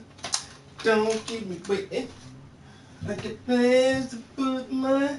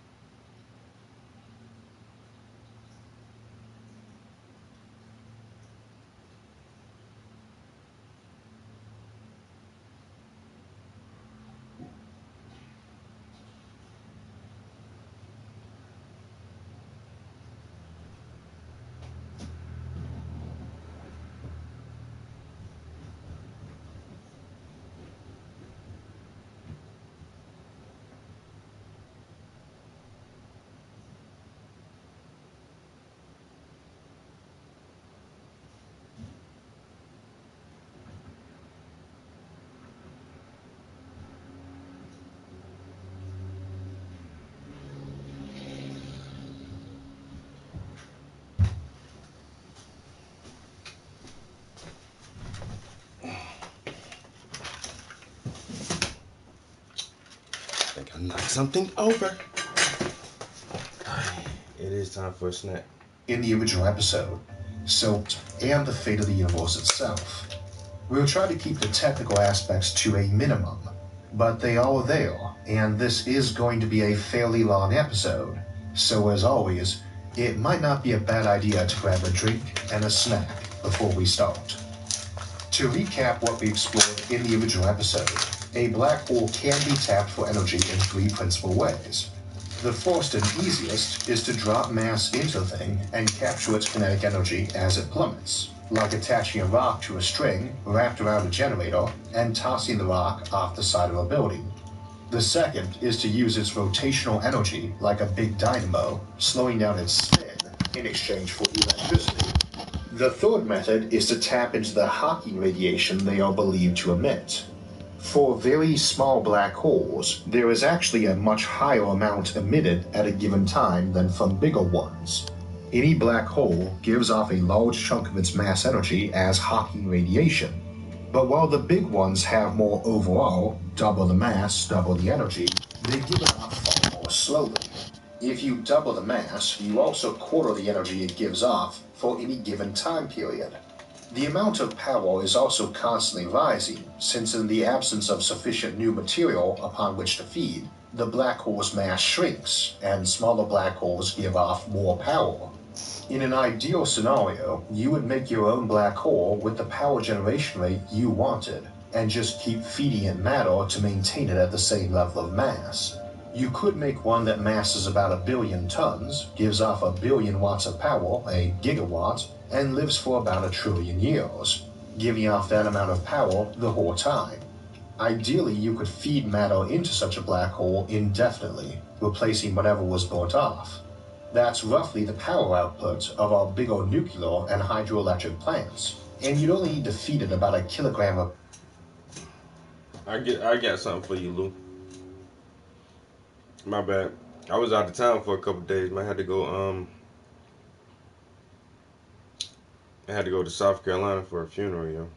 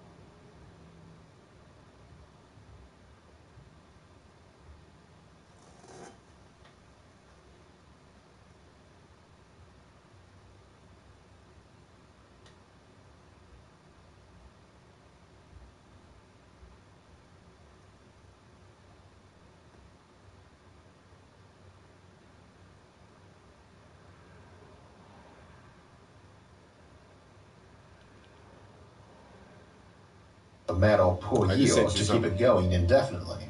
Indefinitely is a theoretically incorrect term in this context, however, because the appreciate it, entire bro. galaxy masses out somewhere near 10 to the 42nd kilograms, enough to feed such a black hole generator for 1 million years. Not bad, considering humanity's basically been around for 1 million years, and we will start running out of natural starlight in the universe in a few million years. Yet a naturally occurring black hole lives even longer than that, and does so by trickling its power out far more slowly. We discussed harnessing power from such behemoths in the original episode, by dropping matter into them or tapping their rotational energy, but this won't let you get all of their energy. Whereas a smaller black hole evaporates via Hawking radiation quite quickly, naturally occurring ones do so at such a slow rate that it could take eons to gather enough power to flip a single switch. Once you've exhausted all of its rotational energy, which is enormous, and dropped in every last bit of spare matter you have, all that's left is that Hawking radiation. However, running an entire civilization on levels of power that you need sensitive equipment to even detect is probably impossible. Impossible for biological life, anyway. Once you start abandoning neurons in favor of computer chips, the game changes a lot. No, Doing so means that now, hypothetically, you can take advantage of those longer-lived black holes. They give off just tiny trickles of power, but it takes a lot less energy to run a computer-based human, and you would also be able to slow down the speed of consciousness. It doesn't matter if it takes you 1 trillion years to complete a sentence, when everyone else experiences time just as slowly, and the outside universe is a pretty dead and boring place anyways. In part, that's what we meant about these being civilizations at the end of time, because our classic view of time starts meaning less and less. Right now, time is a pretty constant thing for us that we all experience at more or less the same rate. Yet time slows near black holes, so you can move in close to them to slow things down too. And if you are also tweaking your rate of thinking down to a glacial pace, you are experiencing periods of time long enough for stars to live and Yo, what die up, girl? like ticks on a clock. This only tells us what we can do when we run out of other power sources though, how to keep going when you run out of stars. What we explored in the original episode, however, was something called the Landauer limit, which demonstrates that the theoretical maximum calculations you can get out of a given amount of energy depends on the temperature. The colder it is, the more efficient your computers, if that is their limit. Half the temperature, double the calculations per joule of energy used. This massively changes the dynamic, because suddenly you are not striving to survive after the stars have burned out, but intentionally hoarding your energy until after then because you can use it way more efficiently. As the universe expands, it gets cooler and cooler, and right now, it's about 1/100th the temperature Earth is, meaning a computer out in the void should be able to do 100 times the calculations for the same amount of energy as one can here on Earth. Quintillions of years in the future, when the whole universe is not even 1,000th of that temperature, you get way more processing power, or thinking and living, to put it in human terms, per unit of mass or energy. Entire planets and planetary populations could be run in real time it's on less Instagram. energy than it takes to power whatever speakers you are currently listening to me on. So a civilization might gather up all the matter that it can, storing virtually all of it until the temperature drops to whatever the minimum is that they can function on. From a practical standpoint, a given switch in a computer will need a very long time to cool back down after you use it in order to exploit that ultra-low temp computing. This actually works out fine since the biggest black holes give off power so slowly that you need trillions of years worth to power a light bulb for an instant. These factors coincide well if we have very durable equipment that requires minimal maintenance, since external objective time is almost meaningless in a dark post-stellar universe. Internal subjective time would be everything, and to the participants, things would seem quite normal. In such a scenario, the period of time after the stars burn out is no longer some dead place, where at best the last remnants of civilization are barely holding out for just a little while longer. It could be hosting mega civilizations that would not even notice 1 trillion years going by in objective time, while enjoying trillions of years of subjective time. You could basically have a civilization living around a black hole a few kilometers across that dwarfs a full-blown Kardashev 3 galactic empire in every possible respect, and that also regards the power output of a light bulb in the same way we do the entire sun. Nor would each of these black holes necessarily host an entire civilization. They might opt to run smaller communities at a higher rate of subjective time, networked with other black hole communities to form a civilization. Time lag for communications between these is not too big a deal, since it might take light 1,000 years to reach your nearest neighbor, but that might seem like normal conversational speed to you and them. 1 trillion years in the future, you might be around a black hole somewhere chatting with a friend who was the same, but thousands or millions of light years away. Oh, it's going to be a long time for them subjective to lag this. between your environments than you do on the phone or Yeah, in I a gotta chat put room, some hours on presumably this sharing piece some still. simulated environment. With subjective time slowed down so much, things like a galaxy-spanning internet finally become possible, even if you are still bound by the speed of light. That was what we discussed last time, as a reminder for those who saw that, but it gives us some questions. First, how can you possibly maintain your equipment for those kind of timelines with virtually no energy, especially if there is proton decay? Second, what do you do afterwards? Is it all done then, or can life go on? The answer to the second, if you can solve the first, is yes, kind of. The biggest black holes can live almost 10 to the 100th years. If you can somehow support yourself on that near infinitesimal trickle of power, you will notice it begins to rise near the end, and you will occasionally notice your neighboring civilizations around their own, smaller black holes, surging up and eventually exploding. Near the end of life for any black hole, it will spike up to energy levels that are quite classically visible. For the last month, it will be bright enough to light a whole planet, and in the end, nearly as bright as a star. That's a lot of power to run a last big party off of to say goodbye. More than enough to re-simulate our modern civilization many trillions of times.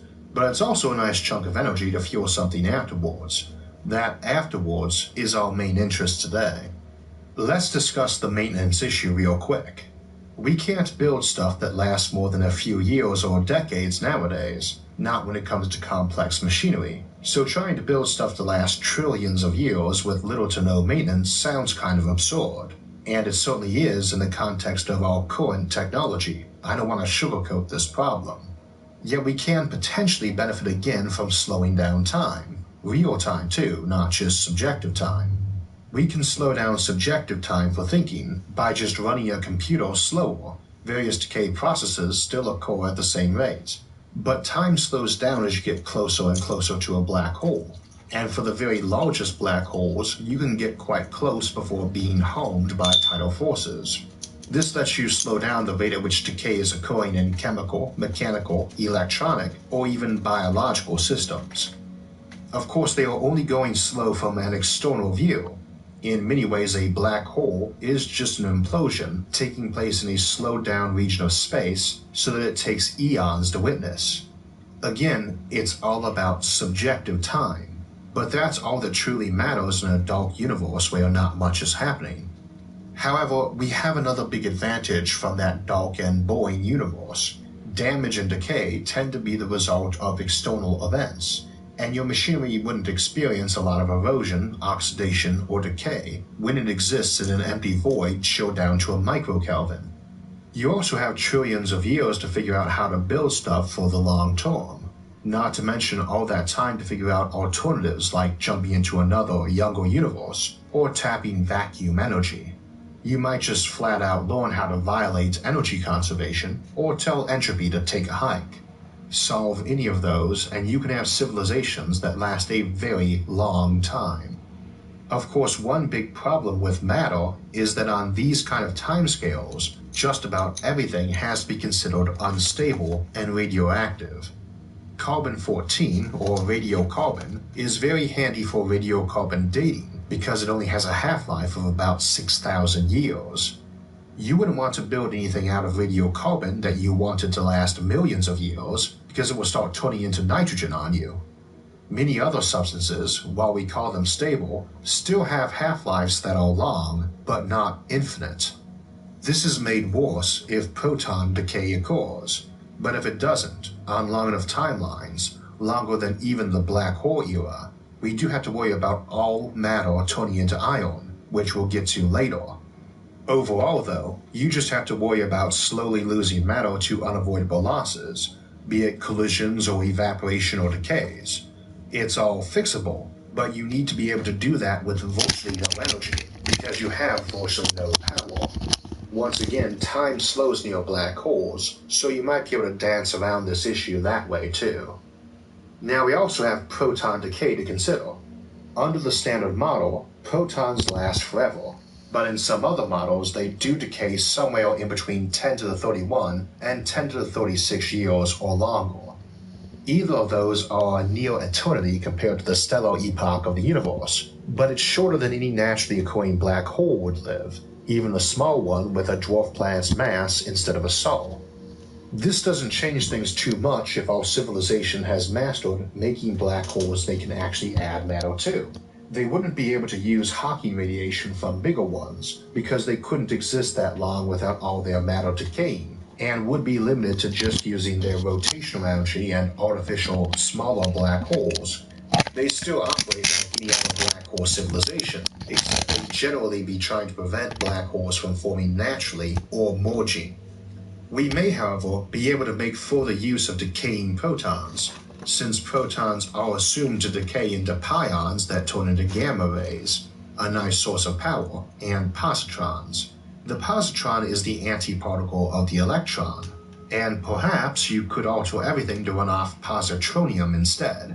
Positronium is a quasi-atom composed of a positron and an electron orbiting each other, instead of an electron around a proton, as in hydrogen. It is perhaps possible to build new types of molecules out of it, allowing you to continue on even with proton decay. In the normal model for the end of the universe, things keep expanding forever, with large clumps of matter bound together by gravity, and the rest all carried so far away they eventually redshift over the cosmological horizon. Best guess right now is that our galaxy and its nearest neighbors will eventually merge into one big galaxy that will stay together, and that's it. That is, barring artificial intervention of sorts, which we'll get to shortly. In this version of things, all matter eventually ends up in black holes, dead stars, or objects too small to naturally be either. We can live around those dead stars for a very long time too, but they eventually cool down into super dense, super cold objects with so much gravity we'd have a hard time mining them usefully. They will have another use for us later, however, in the formation of iron stars, but that takes a very long time even compared to the black hole epoch. We can't be sure we have that much time though, and we have a theory called the Big Rip, which might prevent us from even getting to the black hole epoch, let alone the iron star epoch. We don't know much about what makes the universe expand, other than it appears to be accelerating, which is why we call the force doing this dark energy. We are not illuminated yet on what it is. You will have heard about a scenario where this accelerated expansion rips the entire universe to shred in just 20 billion years. As an FYI, that period was calculated using an arbitrary round value for W, the relevant constant, of -1.5.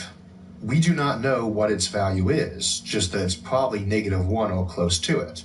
But if you plug in -1.5, you get about 20 billion years left. Stick in -1 and you get infinity.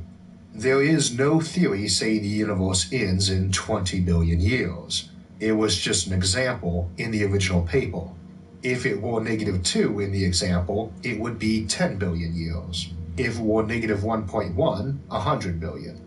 But if this theory is right, and W is not exactly equal to -1, the force acting to expand the universe would eventually grow strong enough to override the gravitational force existing between all galaxies, then between all stars, then strong enough to override the gravity holding stars and planets together. Taken to its conclusion, it finally reaches a level powerful enough to override the electromagnetic forces binding molecules together, and eventually even nuclei themselves.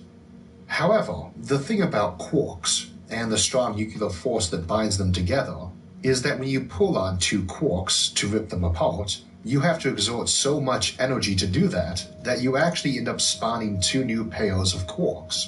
So you get this huge new outpouring of new matter everywhere.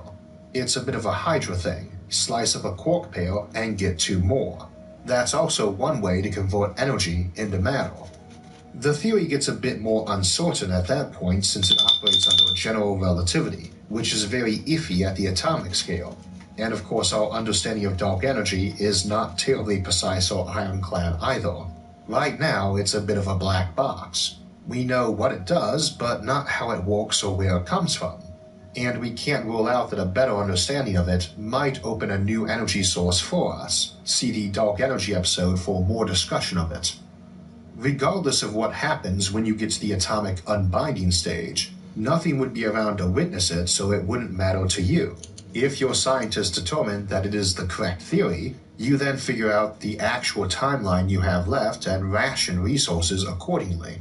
If you've got 20 billion years, you really have no reason to conserve anything. I've heard folks suggest you can make a very large black hole and tuck your civilization inside it for protection, but I've also heard the Big Rip takes out black holes too. I would say a cosmologist could provide a better answer, but we have no proper theory for quantum gravity, so it's probably a guessing game right now anyway. That end expansion is very fast too, so you wouldn't duck inside a black hole to buy a little more time or anything.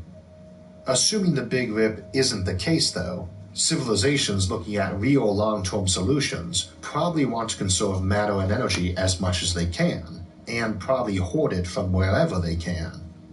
It stands to reason that if you are planning to keep your civilization around as long as you can, you will start hoarding matter so that it doesn't get burnt up uselessly in stars, or fall into black holes bigger than you want, or get ejected out of the galaxy. This is one of the reasons we say in the Dyson Dilemma that civilizations that don't want to expand their numbers might seem to expand anyway, as they journey outwards not to colonize other solar systems, but to stockpile their matter instead, like squirrels hoarding nuts because winter is coming. Big stars do make valuable heavy elements, But supernovae are not efficient methods for that, and odds are civilizations that want more of those would prefer to use a giant particle accelerator instead, as we discussed in last week's Dyson Spheres episode. I also mentioned there that it is possible to move planets or stars. However, it is also possible to move galaxies. In all of these cases, the method is not high-tech, just very big. The Great Wall or pyramids were huge tasks, but hardly high-tech. While technology can possibly make it much easier to do, or offer you other methods, fundamentally it is not complicated, just an application of the maxim: if brute force isn't working, you're not using enough of it. If you don't mind waiting a billion years, you can place a ton of thin mirrors near a star and have them bounce the light in one direction, accelerating them up to quite high speeds, as explained in the Shakanov's thruster episode. You can accelerate that process by using methods we discussed in star lifting to spew out increased amounts of solar wind, like a rocket engine flame. Do this to a galaxy's worth of stars, and their own gravity will bring that galaxy along. We will discuss this more in the future, but the summary form is that you are not limited to your galaxy's resources alone, or even to those of the dozen or so near enough not to be pulled apart from us by an expanding universe. I am frequently asked how far outwards I think we could ever hope to colonize, and the answer is it depends on how fast your ships can go.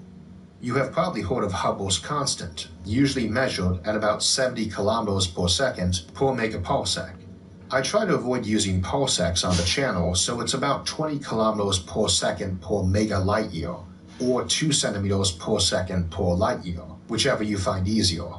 That's how fast something is traveling away from us, from all the space emerging from every point in between us and it as the universe expands. So a billion light years away would be 20,000 kilometers per second, which is about 7% of light speed.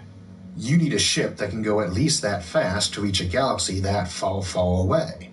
I generally place this as the practical point of expansion, since I figure you will eventually run into someone else who would appreciate your not setting up shop in their galaxy, even if they don't exist yet.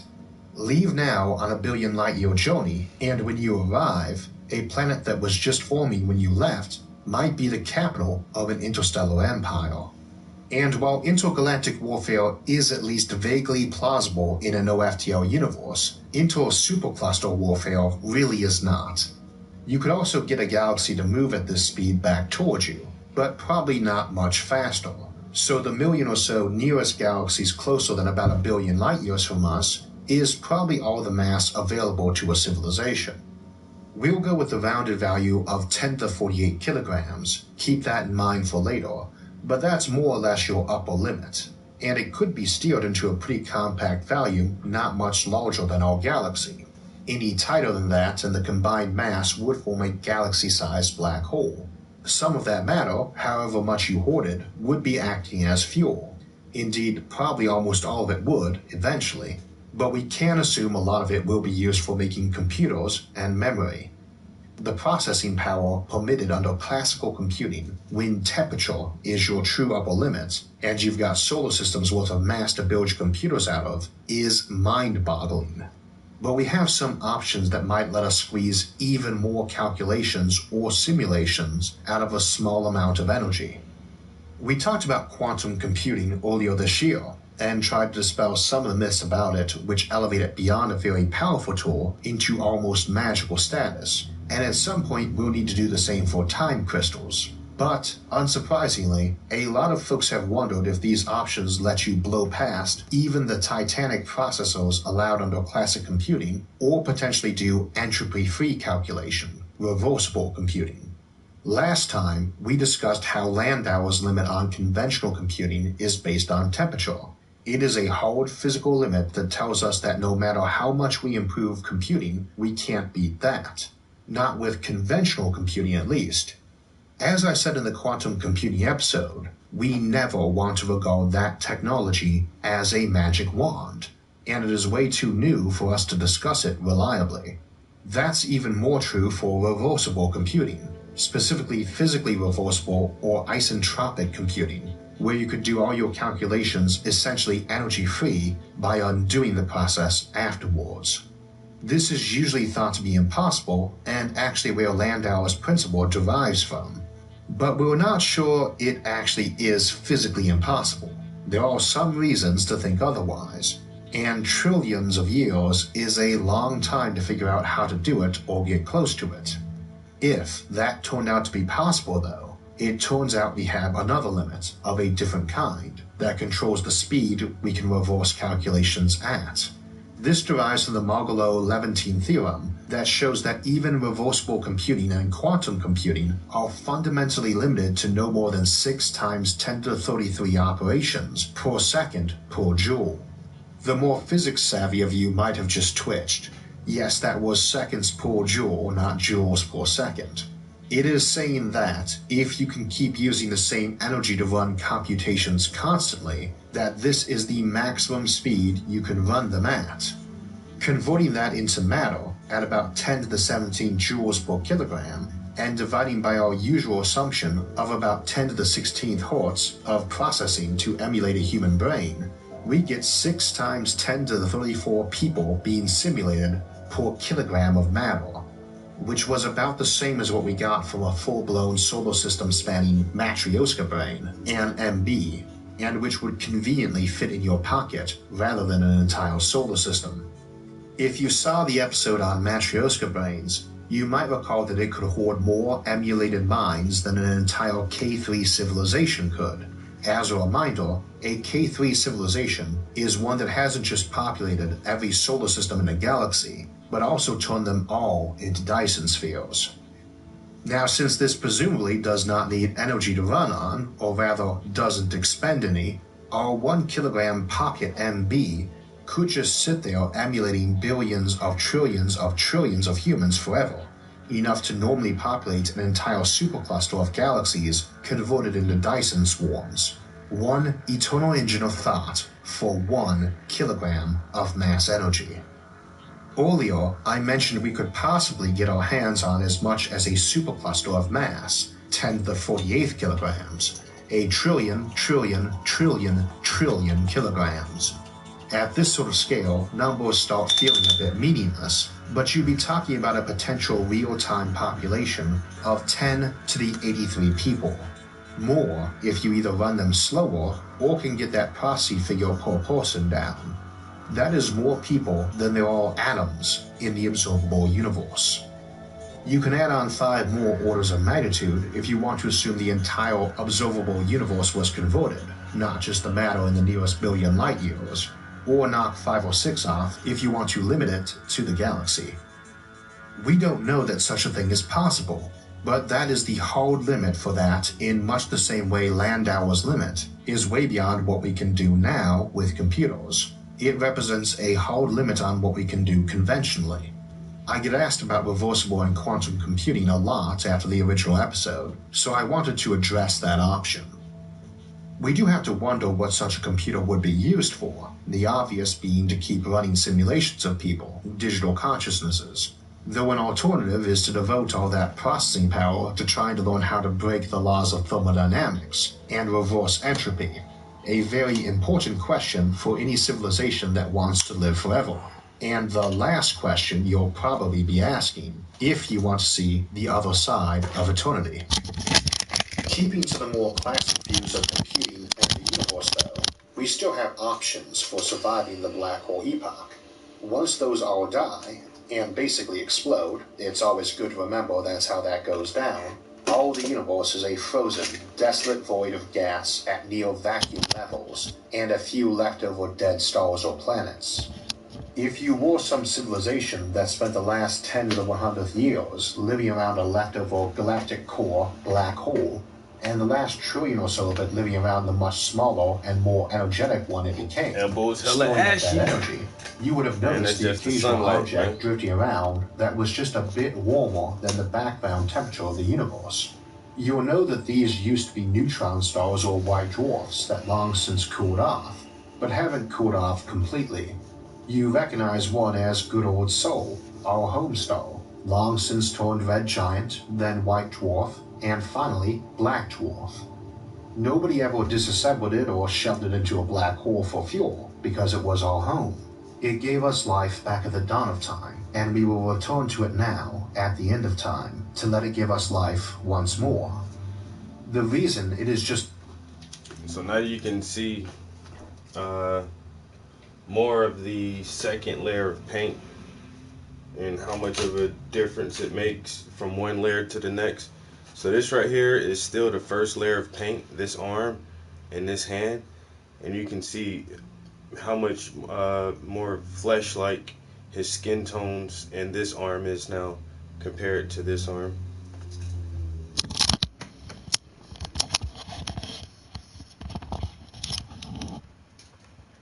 And so just slowly adding my reds and yellows, some deep purples here, and some grays to pull out that muscle tone and to get that light to wrap around. Like I say, you can see the major difference here. This is the first layer of paint, just blocking it in, trying to fill in the dark areas in here with a little bit of blending and some soft brush work.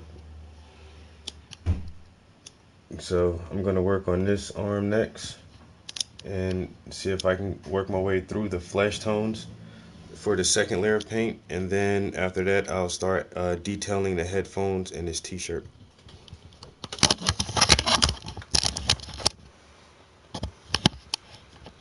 Yeah, but his arms look really different now.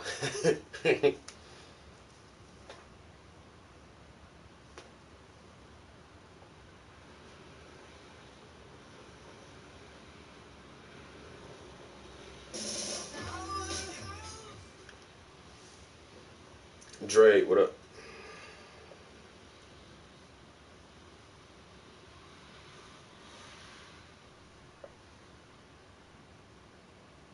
I actually sing opera, not the kind that you're imagining. I sing what I call hip-hopera. Rap songs in the style of opera. The last time I sung this, it was so loud that my downstairs neighbor texted me afterwards, and all it said was, "Do you hate me?"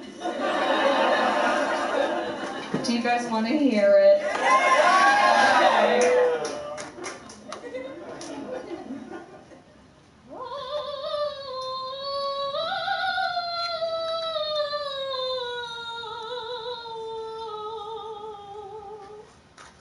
Apple bottom jeans with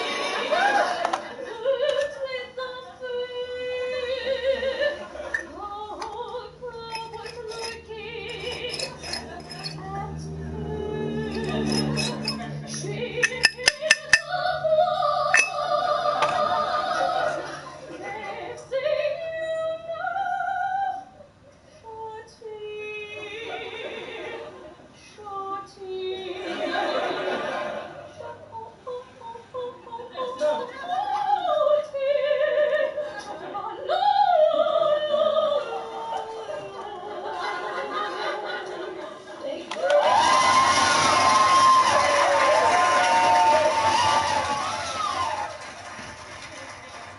Hip-hopera.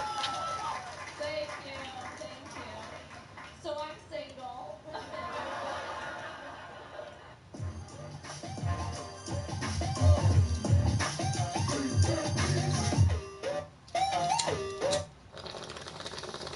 So this is the way your life's gonna go. Are you married, sweetheart?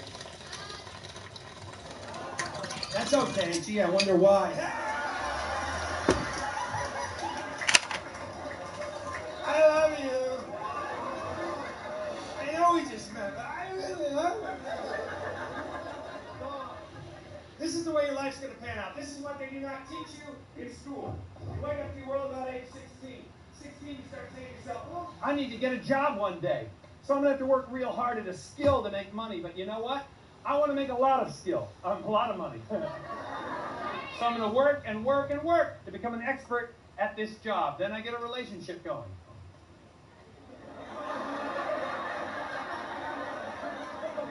Now I got to keep the job going because she needs a lot of money. But now, not only do I have to be an expert at my job, all of a sudden I have to be an expert at relationships. This is hard. She wants me to be masculine yet sensitive. I don't know if I'm supposed to be Tom Cruise or Tom Cruise. Then we bought a house. Now I have to be a plumber, I have to be an electrician, I have to be a landscape artist, I have to be an expert at taxes. Now we have children. Now I'm a doctor, I'm a mentor. Oh, the Black Hole Farming and Civilizations at the End of Time. That was Isaac Arthur. Hey, check his the first episode we listened to was talking about brainwashing and different techniques for brainwashing and why some civilizations may actually allow and implement large-scale brainwashing. The second one was Civilizations at the End of Time and Black Hole Farming, which is pretty cool.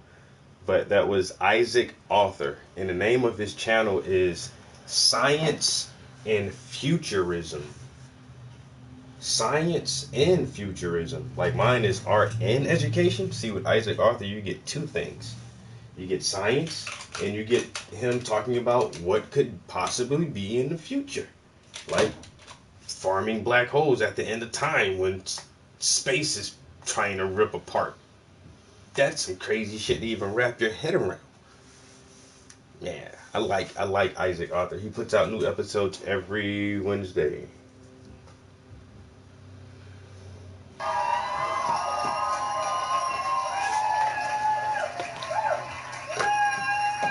Now I'm a doctor, I'm a mentor, I'm a theologian. And all of a sudden I hear from my wife, honey, I don't get enough attention. There is no time! That's the way your life goes.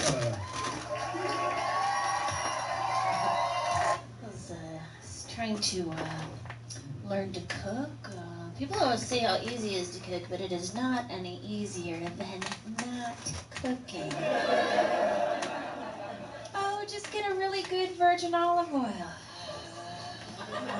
Pile of milk duds, pile of nuts. Boop, beep, boop, beep. No, just slice up just a couple of squeezy cheese on finger, can of wine.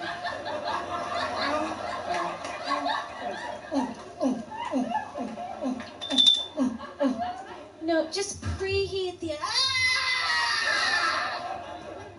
hot power bar from glove compartment. Ooh, doodly-doo, doodly-doo, doodly-doo. Ooh, fresh from the oven.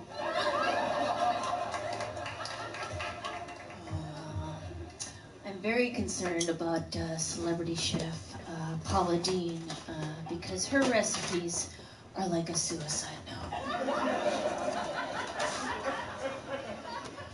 Y'all, we're gonna be making some sweet dreams of little balls of butter, Charlene, Crisco, fatback, cracklings, blubber, suet, margarine, mayonnaise. Each day I wake to a fresh nightmare. The pain is too great.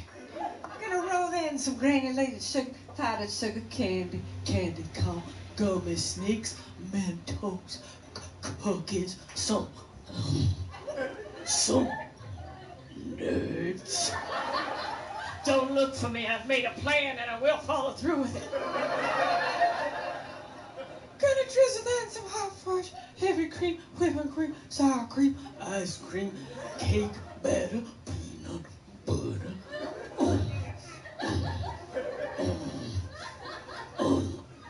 Egg. Bon appetit and goodbye. I'm going to show you guys a new bit. Okay, this is the Great Cigar Box routine that was originated by a guy named W.C. Fields years ago. By applause, how many people here are old enough to remember W.C. Fields?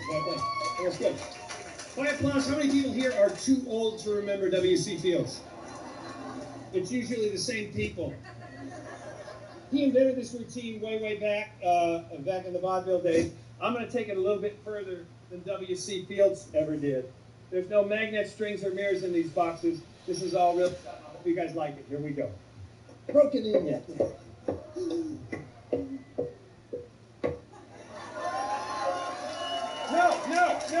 No. It gets better. But not much. What I'm going to do is spin the inbox around like this. I'll work myself off the edge of the stage. Learn how to do the other end, so I'll get back in the middle. Start doing both boxes just like that. Spin the center box with those two boxes. Then I'm going to take them out of the center as fast as humanly possible.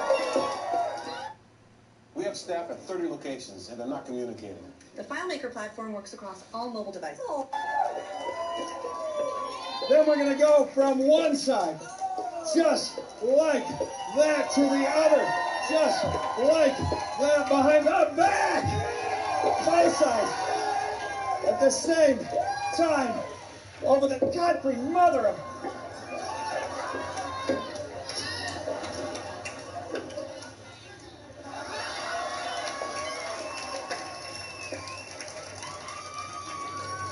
Around the center, with the left, with both, from below, from behind. Come on!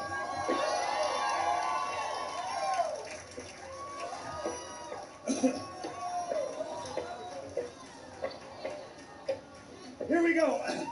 There's one. There's two. There's not a chance in hell.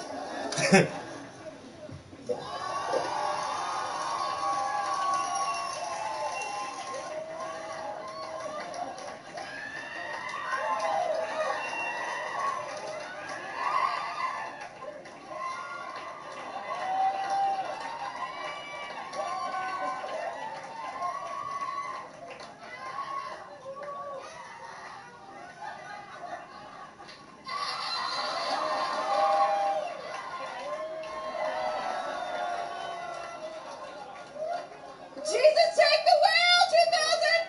2018! This is how we do it. This is...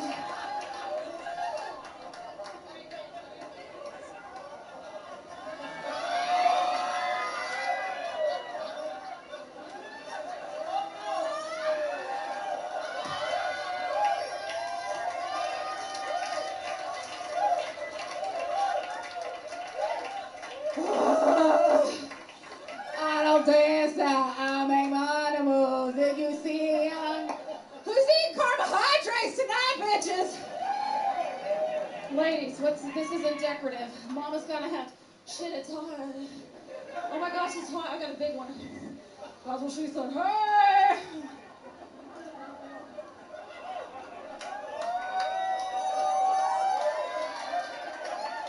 What the fuck is wrong with this chick? I feel just like a rock star. Drive by Burger King, I want a Whopper.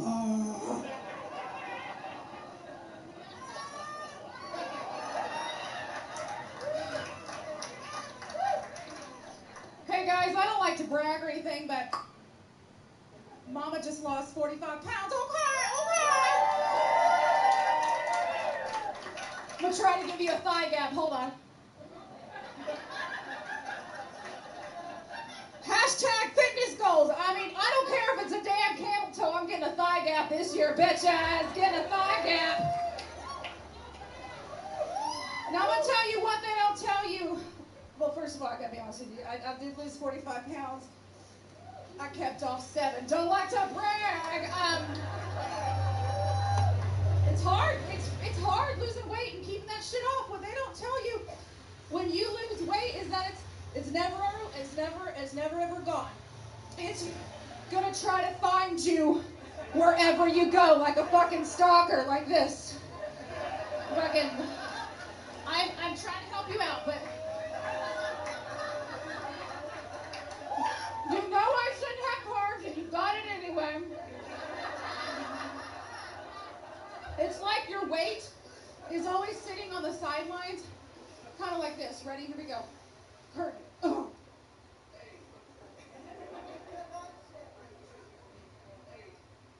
Hello, it's still me. Can you pass the mashed potatoes with extra gravy? Hello from my inner there. You must have 8,000 friends to tell you a story.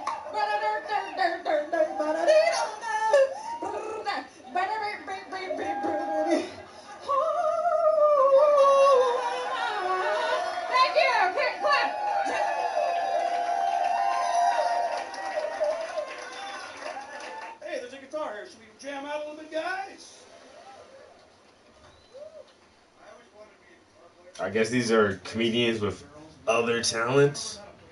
They can't beat Jeff Dunham, though. I got you. Do you even have to get a good guitar player to write songs these days? No. You can write an entire song with 2 strings.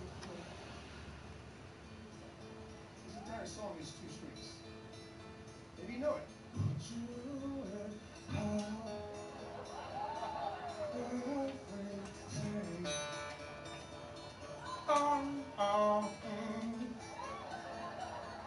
Yeah, you don't even sing words, you sing vowels with your eyes closed. E-O-E A-I-E A-I-O-O. If I lay here, if I just lay here, would you laugh at me? So why am I staring at that guy right now? What the fuck? More importantly, why were you staring right back at me, son of a bitch? I saw that. I thought I was gonna make him all nervous the entire time he was like this. I had to stop my bitch. You guys ever sing along songs for years and sing the wrong words, don't realize it? And then one day you hear the right words, you're like, that's what they've been saying this whole time? What the fuck? I didn't know that. There's the famous one. Don't go around tonight, 'cause it's bound to take your life. There's a bathroom on the right. Who's on that one? Be honest. Don't it always seem to go? Just don't know what you got till it's gone. A gay pair of guys put up a parking lot. Anybody else? That video writes itself. 2 guys started looking for parking spots. Put our own lot, damn it. Sometimes it's even weird if we sing the right words of songs. There's a fucking fly in here. A little net. R.E.M. song that you've ever sung. You know what they're talking about? So it's like, moonlight is bigger than me, and you are not me. What the crap is he talking about? You change like 2 words of that song to totally make sense, right? It could be like, my wife is bigger. She's bigger than you. Be glad you're not me. That's me in the corner. That's me. No, that's not you. That's me. No, that's not you. It's me. It's me. And then they had that other song, Stand in the Place Where You Are. Think about that place where you just were, where you're not standing. And what is it Simon Says? You're telling me where to be? I just want to listen to this song. It's so weird. Some songs are so simple. We sing along with them like they mean something to us. We have no idea what we're talking about. We just sing along. We never stop and go, what am I singing about? This song right here. It's the simplest song ever. What's it about? There she goes. There she goes again. There she goes. There she goes again. There she goes. Is she on a fucking merry-go-round? What's she doing? She got a paper route in this song? I mean, seriously. What is this song about? Not one person has ever stopped and said, what is this song about? Not one person in this room has ever stopped and said, let's figure this out. Why? Because it's about a girl. So whatever she's doing, it's adorable. It's like, oh, there she goes. Hey, there she goes again. Hey, everybody wave. There she goes. Come on, let's send her up. How different would this song be if it was about a guy? It'd be like, there he goes. There he goes again. There he goes. Call the cops. There he goes again. Screw the cops. Have him arrested. Scaring the neighbors. What happened to music, man? It's getting so wimpy these days. Coldplay? Guy sounds like he yawns through his own songs, doesn't he? He's like,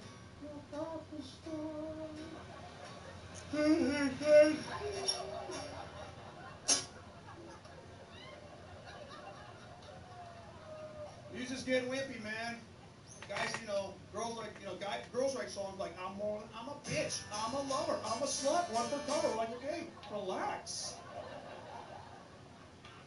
Guys write songs like, I'm more than a bird, I'm more than a plane, I'm more than a song. You're a Muppet.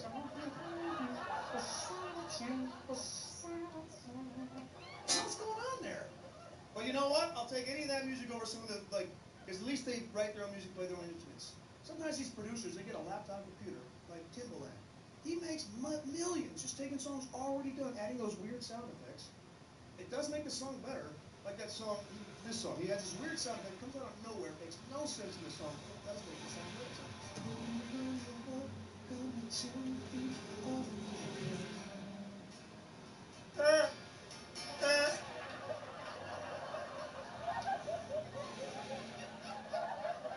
Step on a goat back there, Larcy. It's too late to apologize. I said it's too late.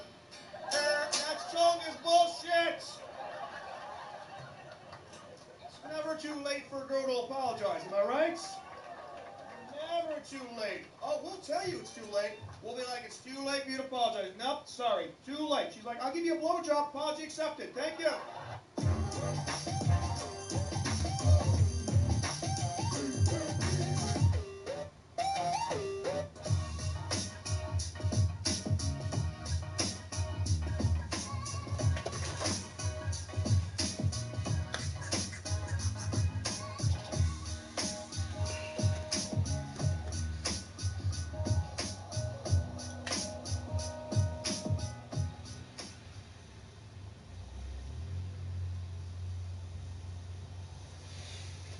Hey guys,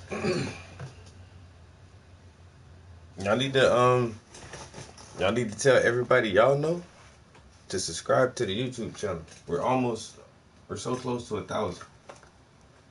I need like 60 people. Let me see. Let's check this real quick.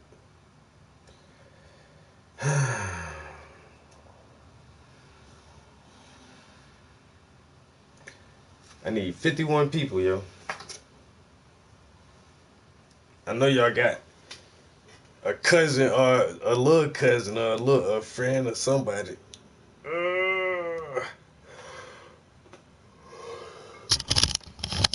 Tell them they don't even gotta watch. They ain't even gotta watch the channel. Just subscribe to it, but y'all can't see it. But it's there. Go check it out. 949. We the 49ers right now. We need to be the 1,000s.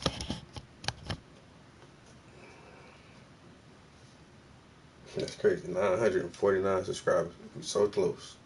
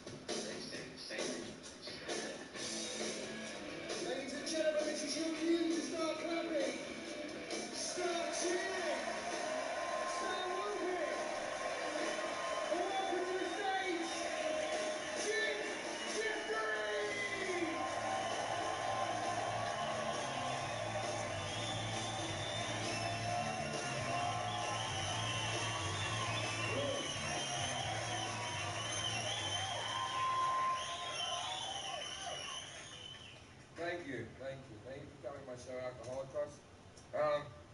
Guys, look at this. It's big theatre, man. I appreciate it coming out. People who are watching this at home might know this is a fucking Monday night, so I appreciate how many people have come.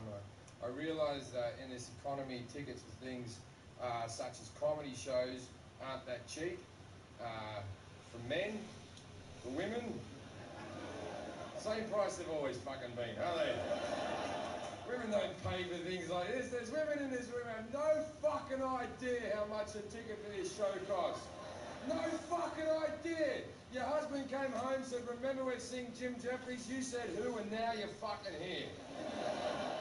Women don't pay. Basically, women are a bunch of cunts. To summarize...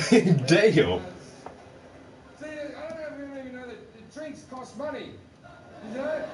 Ugly chicks though, if you know that drinks cost money, you're a fucking ugly bitch, but otherwise you're a good looking girl, good luck to you. See, my birthday's on Valentine's Day, so even on my fucking birthday, I'm buying some bitch dinner. If I meet a nice girl and I'm in a restaurant and the check comes, I put the credit card down and she's a nice girl, she'll do the purse grab. If I go, no, it's okay, she's very quick to give up on that argument. Other arguments she can keep going for fucking years. But that one she's ever so gracious about. This is why I think I'd like to be gay. I think gay would be a good move for me. I wouldn't enjoy the sex, I'd have to get through the sex. I would have a cock in my mouth with tears streaming down my face. And as the jizz hit the back of my throat, I'd be thinking of my happy place, but it'd be worthwhile just so I could split the occasional bill.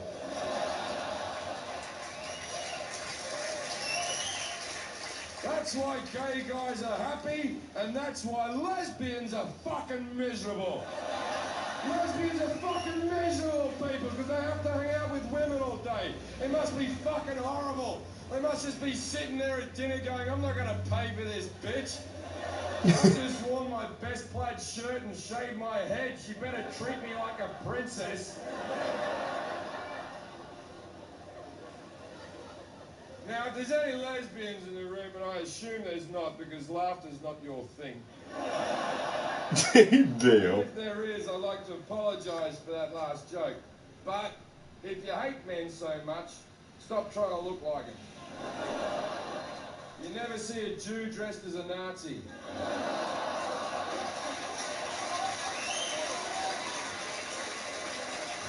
That's a good point. I did that joke in America. I said lesbians have no sense of humour and they're not fun or whatever. And these two lesbians stood up and stormed out of the room as if to prove my point. They're just not fun people. Gay guys are fun.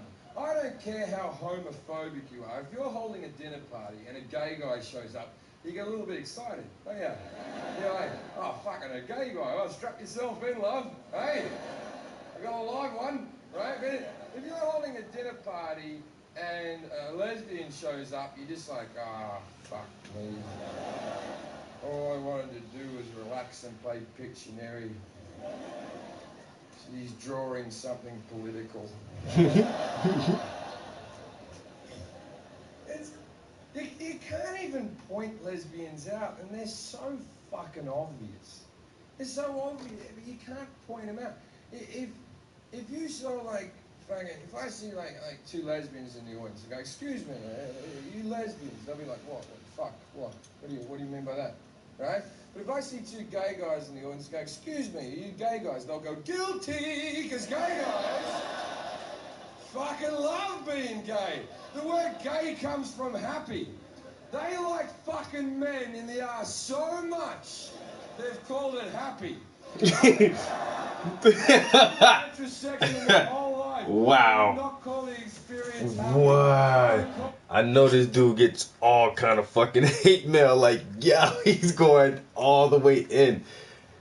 All the way in. Like, aren't the fucking lesbians in fact?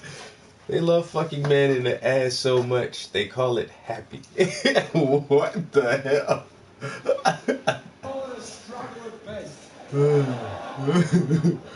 Oh, shit. I'll tell you another reason why it must be awesome to be a gay guy.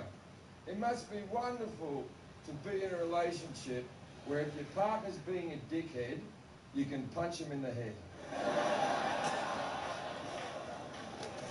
Hasn't that got to give your relationship a whole new dimension? I can't tell you the amount of arguments I've had with women that could have been sorted out quicker with a punch.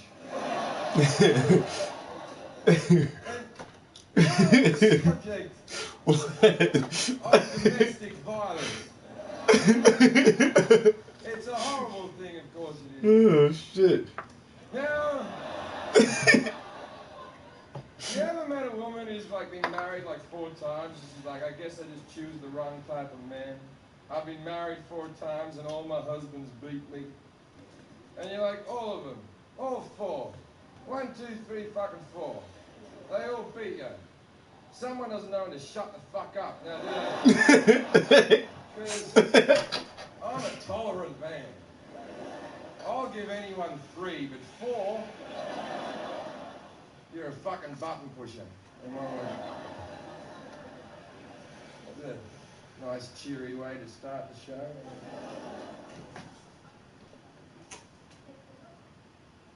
I do a lot of gigs. Well, not a lot. I do some gigs out in Iraq and Afghanistan and stuff like that. Which, if I was in an American crowd right now, they'd go, "Ooh, yeah, yeah." But I'm not, so I can be honest with you. I do it for money. The first time over there, it's like I'm the king of this. The first time I go do a gig in Iraq, they fly me and my manager in a passenger plane into Kuwait. Now, it turns out that Kuwait is a regular country that anyone can visit.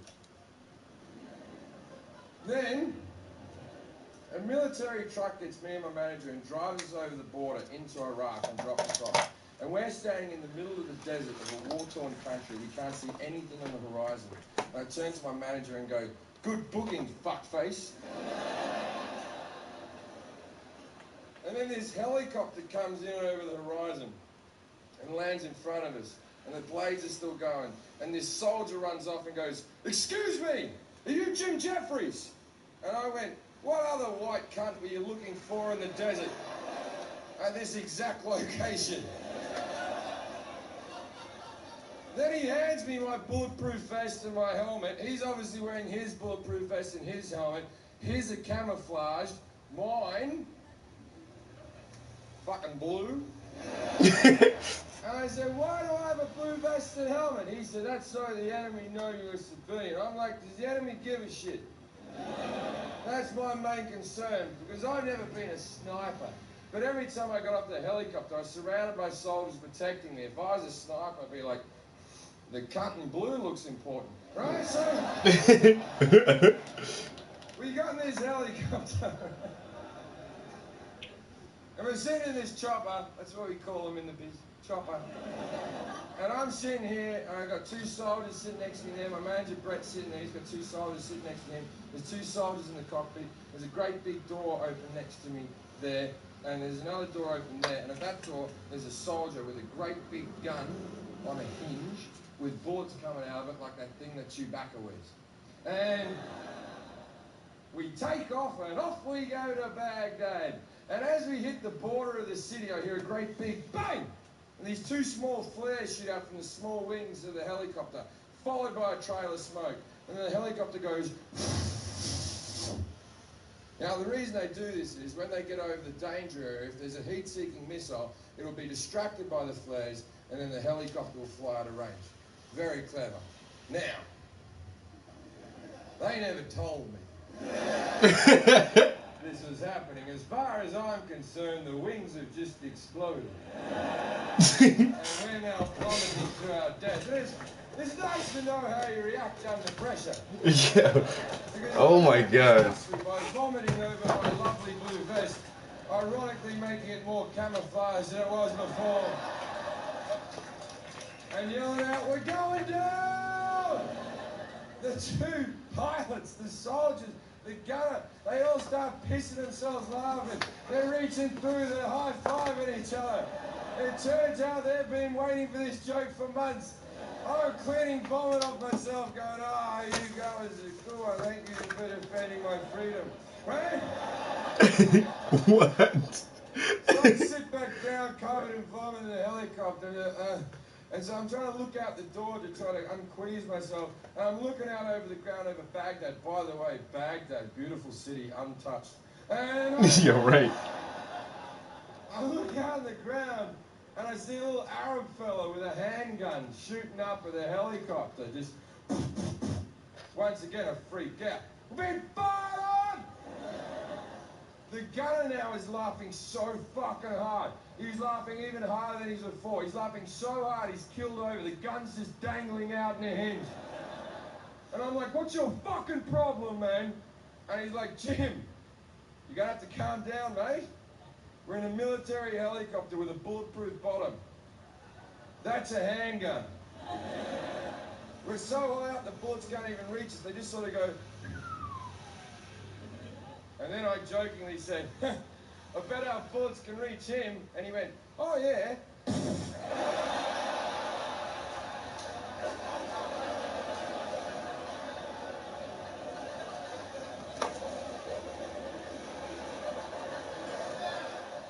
little cunt died. And I was like,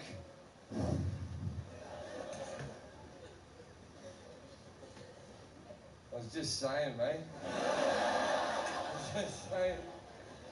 I didn't want to ruin anyone's day. Another fun story about a man dying. What the heck? Yo, how come I've never heard of this dude before? In a war zone, I Yo. didn't really, I didn't see what all the bad stuff was. They were very nice to me.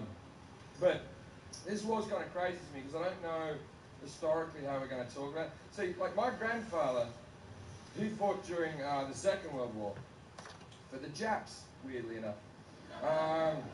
No, for the Australians. He killed a lot of Japanese, hated until he died. Love the food, hate the people, he used to say. What a complex man. Man, I used to love listening when I was a kid, listening to him tell stories about killing Nazis. There was always something exciting about it. I just don't know what I would tell my grandson about what's happened in history now. I imagine I'll be 80 years old, I'll be sitting in my chair, and my grandson will be out on the floor looking up at me adoringly, and I'll go, now, there used to be these people called Arabs, and they lived in the Middle East, or as you call it, the radiation zone. In 2020, President Macaulay Culkin got really upset with the Arabs and he nuked them all. But what Macaulay Culkin and the rest of the Americans hadn't realised was that China had slowly but surely become the superpower of the world. So while the Americans were nuking the Arabs, the Chinese nuked the Americans. And that's why we have no Americans and no Arabs. And then my grandson will look up at me and go,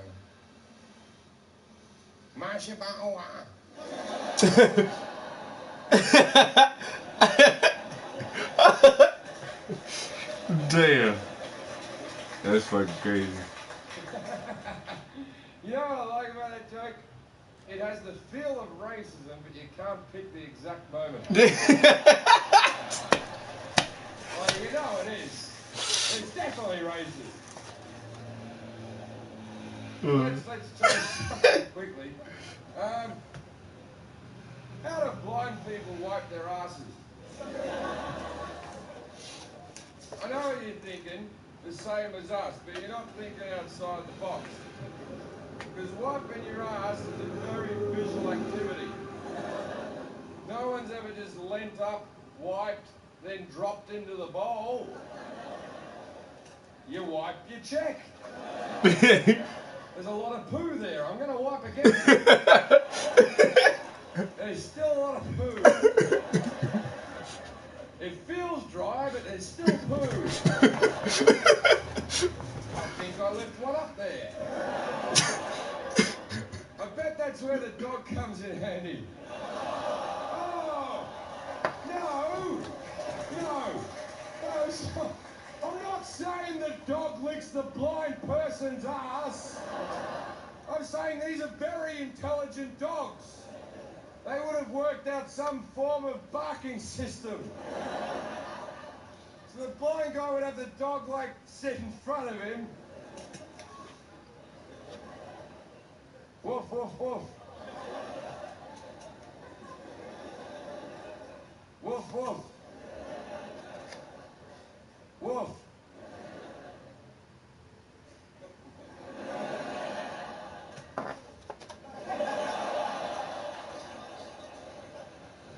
And they'd probably work out some special Morse code bark for when there's blood in the poo.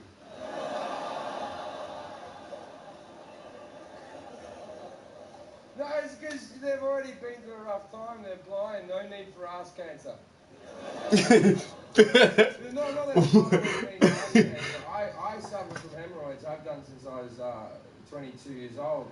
And it's a very young age to get hemorrhoids. But there's a lot of blood involved. If you've never had one, there's a lot of blood involved in a bad hemorrhoid. I've had toilet bowls that look like abortions.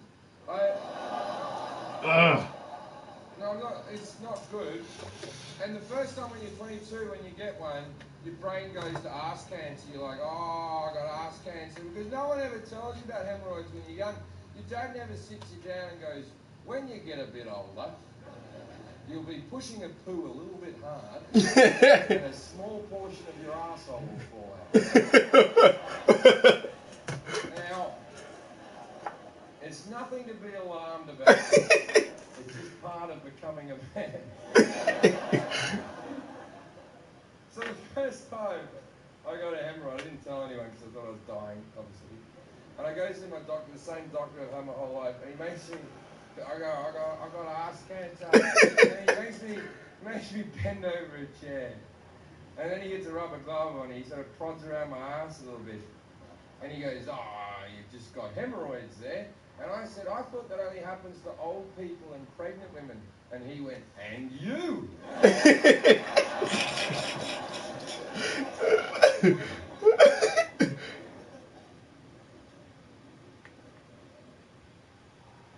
So, I live in America now. And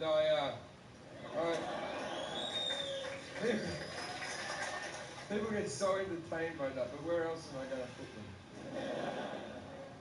We'll put that away for continuity in case they cut the jokes up different.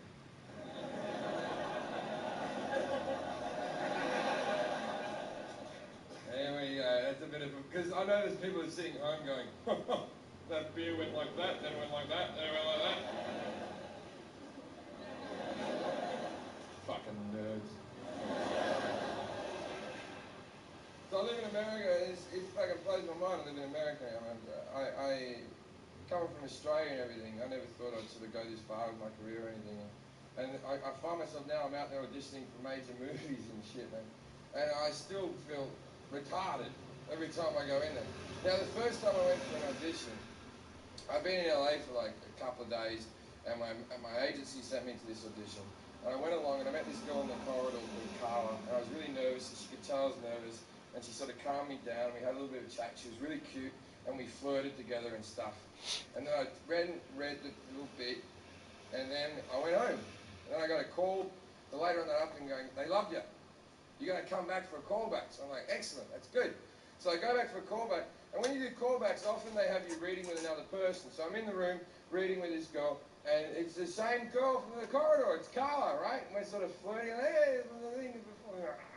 and so we're reading, we have great on-screen chemistry and all that type of stuff. Then after the audition, I said, Carla, do you have any taxi cab numbers?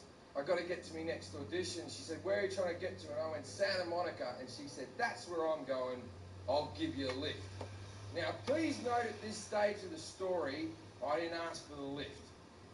We go down to the car. She gets in. She unwinds my window. She looks out and goes, Jim, what's your full name?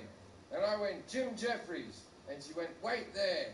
Then she called her mum up and said, hi mum, it's Carla. I just met a very nice boy at the audition today, and I'm going to give him a lift. But in case I get raped or murdered, his name's Jim Jeffries. So if you don't hear from me in an hour, assume something bad has happened and call the cops. Get in, Jim! So I get in. We got like a 15-mile drive. I say fucking nothing for the first 5 miles. I just look forward. Then eventually I turn to her and go, you've just made this rape really awkward. She fucking freaks out. She slams her foot on the brakes. She skids off the highway. She starts slapping at me. I'm grabbing her wrist now. I feel kind of rapey and I didn't want to. And it's like, you offered a lift. I ain't asked for the fucking lift. You seem more concerned in solving this crime than preventing it. So I raped her to teach her a lesson. What the? Oh my God, dude, you can't say that. What?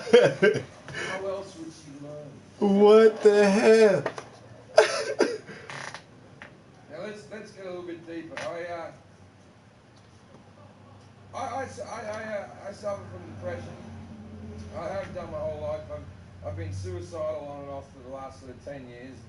It's something I sort of deal with on a day-to-day basis, and I'm on antidepressives, but on the box it says they don't work if you drink, so I'm not on antidepressives. But whenever I get depressed or down, I always feel like a selfish arsehole for doing it, because it's really a childish act to be depressed. Do you realise that we here in the first world countries, Canada, America, Australia, Britain, not Scotland, Wales, you know these major countries, they're all the good ones. Do you know we have a higher rate of suicide than the people of Africa? Let's just think about that for a second, right? The people in Africa, 1 in 4 of them are dying from AIDS. They're sitting in a grass fucking hut in their own shit. They walk 5 miles to get water with a fucking jug on their head, yet they're happier than you. You're sitting at home with a fucking pantry full of food, watching fucking X Factor or 700 channels going, I'm not happy! Ah! And do I know why you're not happy? Because we were brought up on dreams. And even when I said that, you're all silent, because all of you are going, better not fuck with my dreams. You think dreams are wonderful, don't you? You think dreams are the great thing on earth. You've got to have dreams. You know what happens with dreams? They don't happen with fucking... You know what dreams are like in Africa? Don't die today, don't die today, don't die today. That's a real fucking dream. And I'm as guilty as you, man. When I was a young comic, all I wanted to do was go on stage for 5 minutes and make people laugh. And then I thought, fuck that, man. They better pay me. And then they started paying me. And I went, I'm better than these cunts. I better be a headline act. Became a headline act. Then I went and did the Edinburgh Festival, did fucking that. And then I went, all right, I better go over to America. When I was in America, I recorded my own DVD in America, and then I was like, yeah, that's too fucking right. Now I want to be a movie star. And you know what? I'm not a movie star, and I want to kill myself. That's retarded. I have gone further than a man of my looks or intellect should ever fucking go. And at this fucking moment, I'm in a sold-out theatre in fucking London, in the West End. This would be a dream of mine as a child. And you know what I'm going to do tonight? Cry myself to sleep.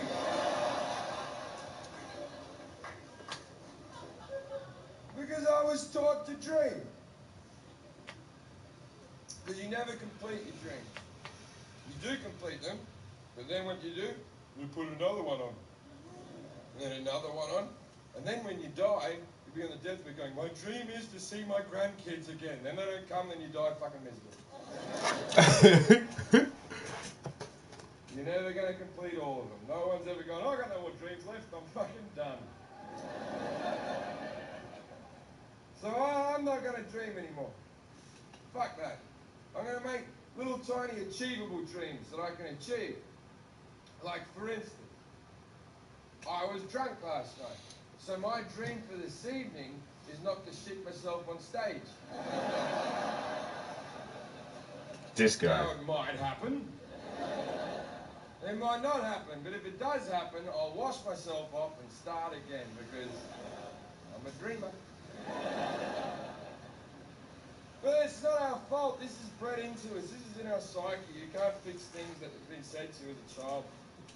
Like when we were at school, we had school teachers stand in front of every single one of us and go, if you work hard and you put your mind to it, you can achieve anything. You know what that was? That was a fucking lie. You can't achieve anything. Nobody can. Don't put that pressure on yourself. Everybody in the world has limitations. No matter how hard I think about it, no matter how hard I practice, never be in the NBA because I'm a fat white guy, not a tall black guy. Like, you remember that fat, fucking, dumb, ugly kid who couldn't fucking catch a ball? You know those kids that are like if he was like 1 IQ smaller, he'd get benefits? but he's just on the border of retardation, right? That kid was told he could achieve anything. Right? You know what they should have done with that kid? They could have gone, boy, Kevin, you fat prick. Dig a fucking hole, you dumb cunt. All right, you fucked that up as well, but no one else wants to do it, so you got the gig, big boy. And while I'm at it, if you're a dumb, ugly cunt, and your wife or your husband's a dumb, ugly cunt, guess what your fucking kids are? Your kids are dumb, ugly cunts just like fucking you. Except they're fucking super concentrate dumb, ugly cunts. Because they come from both of you into a bottleneck of fucking retardation. But you still think they're the greatest things on it. You go to their soccer games, kick the ball, John, you're doing a good job, he's getting better. You should fucking lock that thing up. But it doesn't matter if you're an idiot and you're stupid and you can't fucking catch a ball and everything in your life is retarded, because you know you'll always be welcome with God. God loves the stupid and the fucking hot. Here's the thing about people who believe in God. They're idiots. What? And there's no dancing around it. You're a borderline fucking mentalist. You're an idiot. You're like a 13-year-old kid who still believes in Santa. Oh, I'm still gonna get killed. Oh, fuck you. You know, I don't hate people who believe in God. I don't hate them, right? But I just don't want to talk to them. I don't want to be around them. It's like how I don't hate the mentally insane, right? But the mentally insane and religious people are the same fucking bag. If I'm standing in a bar chatting to either of them, eventually I'll walk away going, okay.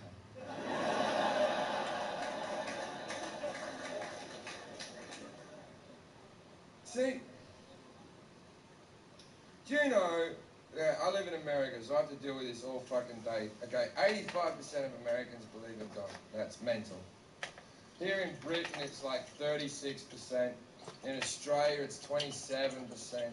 I think in Canada, it's like in the 60s. And in Russia, no one. You want to know why? 'Cause it's fucking cold. No one believes in God, so all the Russians, they don't get to go to heaven because they were born in the wrong country. Born in the wrong country, you don't get to go to heaven.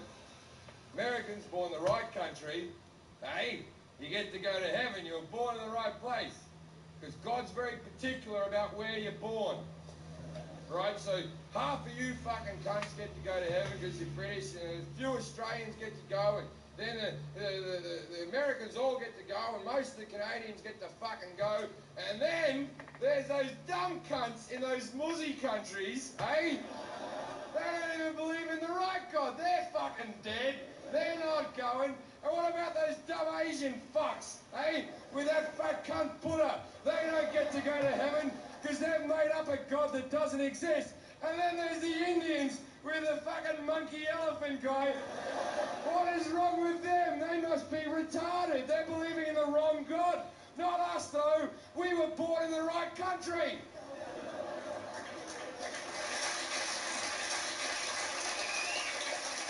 Because God selects countries.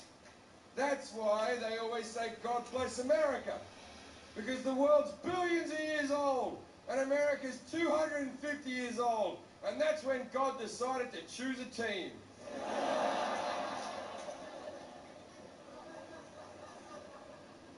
There's a webpage called Ask God, where children can write questions to God. And then through the power of the internet, To the power of the internet. God will answer.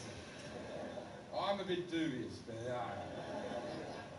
So the most asked question and Ask God is, were there kangaroos in the ark? So Children can ask any question in the world, but a child's mind works like this. They go, I like kangaroos.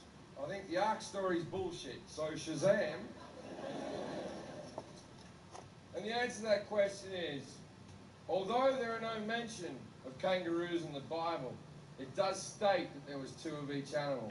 So you can be assured that there were kangaroos in the Ark. Now, why is there no mention of kangaroos in the Bible? Could it be that when the Bible was written, Australia hadn't been found, therefore, no mention of kangaroos? But didn't God create kangaroos? Isn't the Bible written through the hand of man, through the voice of God? Why would he mention the kangaroo? They're such an exciting animal. It seems to me that they only seem to mention things in the Bible that are within a 5-mile radius of the guy writing it.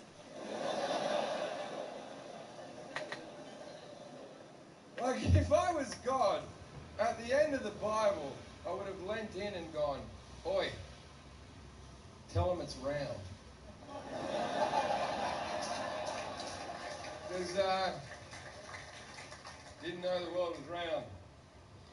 Fucking built it, didn't know it was round. Now, I dislike religious people. I didn't say I did. Don't do that. We'll go back. Now, the thing is, what I hate about Christians is they start sentences like this. As a Christian. You can't start a sentence like that and explain to me that the rest of your sentence has any more meaning than the beginning of the sentence. It means bullshit. That's a little fucking get out of jail free card shit you do. Right? Because I can't get in court and start a sentence like this. As an atheist. I didn't rape her. Didn't rape her. She was giving me a lift. And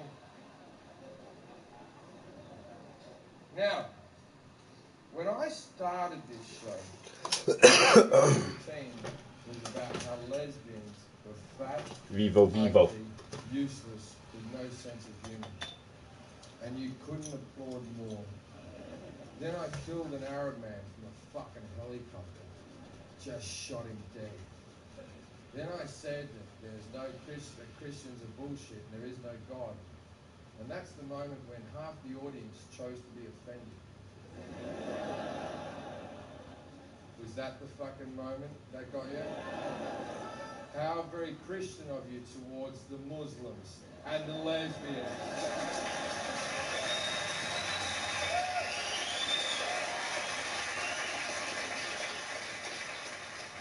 Next time, start your sentences with, well, as a hypocrite.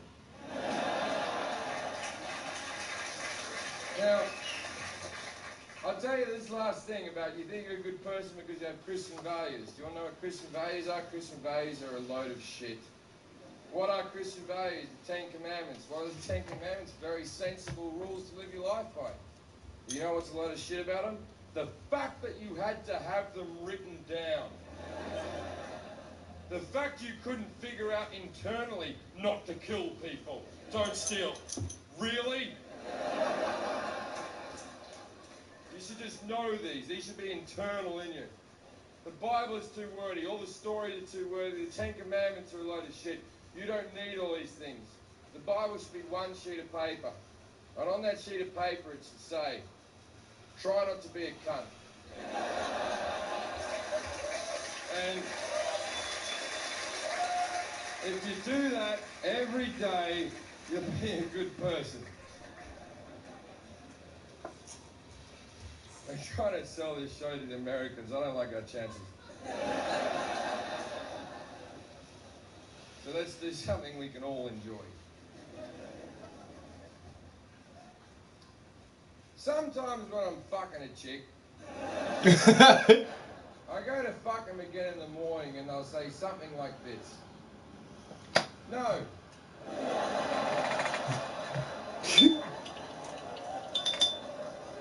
When we fucked last night, it was a little bit dry, and now I'm sore.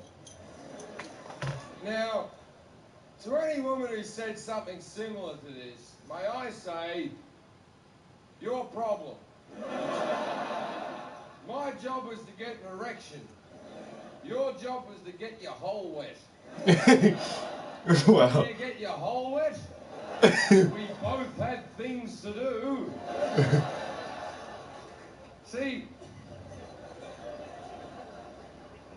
if I don't get an erection during sex, I'm called impotent. But a dry hole is the same as a flaccid penis. A dry hole is an impotent hole, and you're not a complete woman, and you should be ashamed of yourself.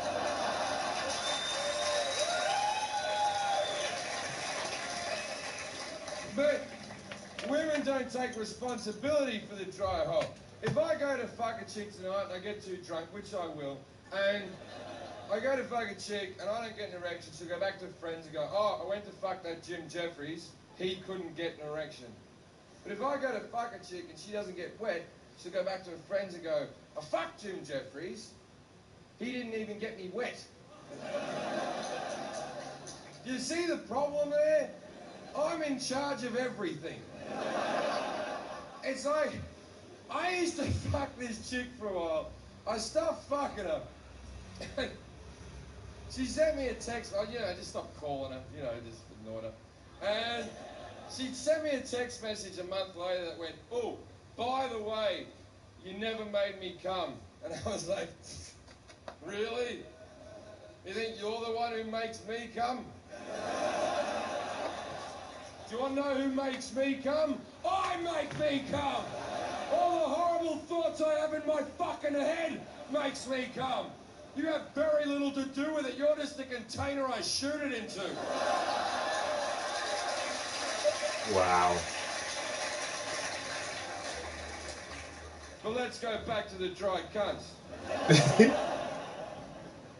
There are women in the room who are thinking maybe I wouldn't be dry if there was a bit of foreplay.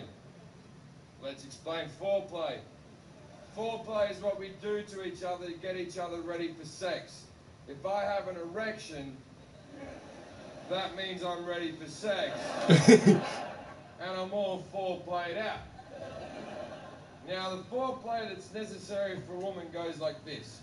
You gotta start by kissing them. Women love kissing. Men don't give a shit about kissing. We kiss you because we like you, and let's be honest, we spoil you.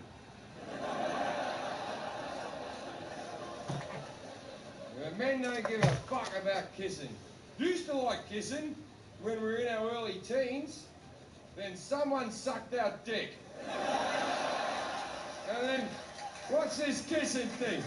Why am I kissing this person? Why would I ride on the swings and I've already been to Disneyland? We kiss you because we like you and we're a charitable bunch. We're a charitable bunch. Then you start kissing. Alright, I'm hungry. I gotta get out of here. We kiss you because we like you. Yeah, that dude is funny. I know his jokes is.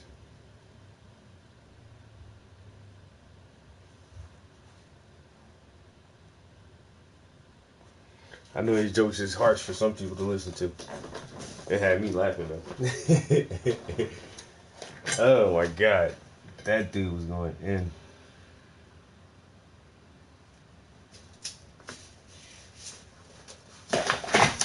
Oh yeah, just waste all of that everywhere.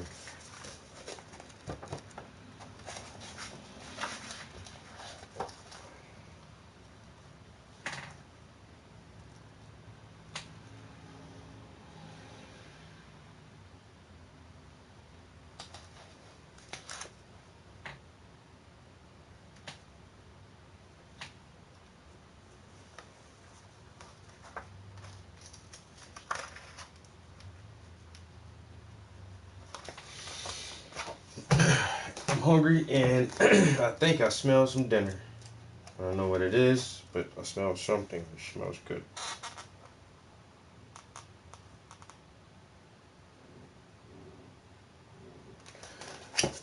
And I'm almost at 3 hours anyway.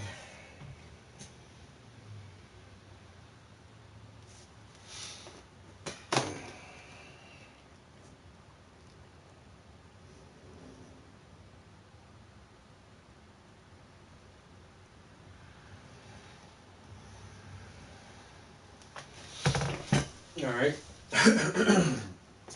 Put the speaker on charge so when I come back we'll have a fresh battery on the Bluetooth.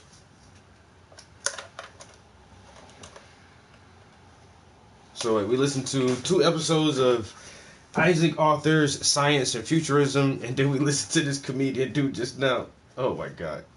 He was pretty good. What time is it? I don't know.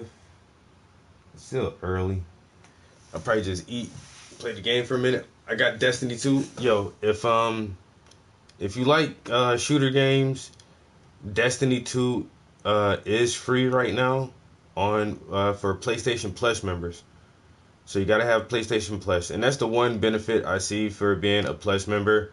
Yeah, it's a little bit extra for your subscription, but every couple of months they give you like 2 or 3 free games, so you're like getting free games all year, like good stuff too, like Destiny. So if you don't have Destiny 2 yet, it is free for PlayStation Plus members. Destiny 2 is free on PlayStation Plus, and they have a sale on the first 2 DLCs. They're regularly $99. They're normally $19.99 a piece, $20 a piece, but they're giving you 2 add-ons for the $20. So that's not bad. That's not a bad deal. Now the next section of the game, you're gonna have to pay full price, which is like $39 or $49 or something. So I've been working on his skin tone, trying to get those. Yeah, I knew you were gonna fall. Trying to get those veins and muscles in there.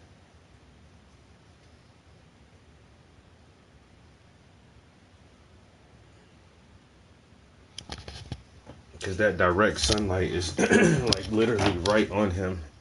And so he really good contrast from that dark shadow underneath his right elbow where his hand is at to the very, very bright area at the top of his biceps right there. And that really bright patch of sunlight that's right on his face.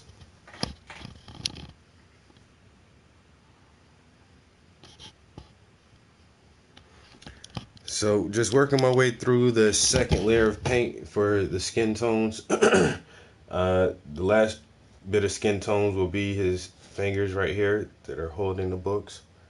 Man, excuse me. Like I say, holy crap. It's still kind of early. I don't know if I'm not going to guarantee you that I'll be back in here, but there is a good chance that I'll come back in here this evening and just try to tighten up them fingers and get a second layer on those fingers. May even do it off camera. I'm not sure, but I don't know, if I come back here, I might stream it. But it's coming along nicely. Another addition to the Reader series.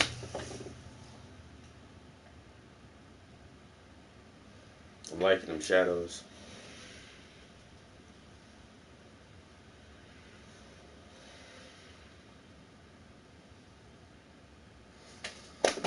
Alright guys, I appreciate everybody coming through, stopping by, chilling with me for a little while. All the comments and all the new viewers and all the homies who always come back.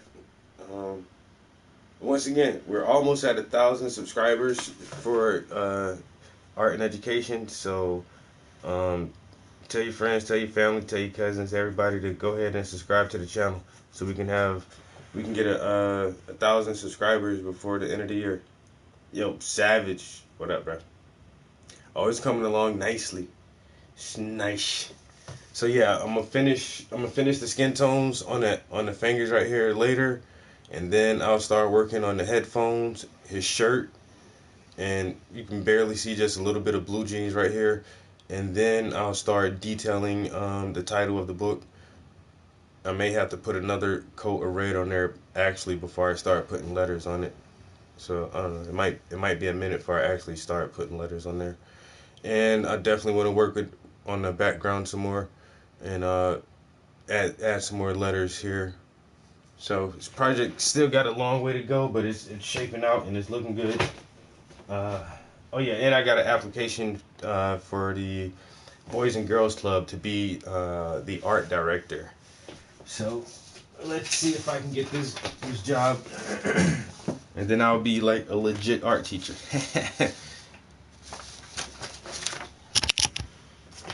All right, guys. Once again, man, appreciate y'all stopping through. Peace. Till next time.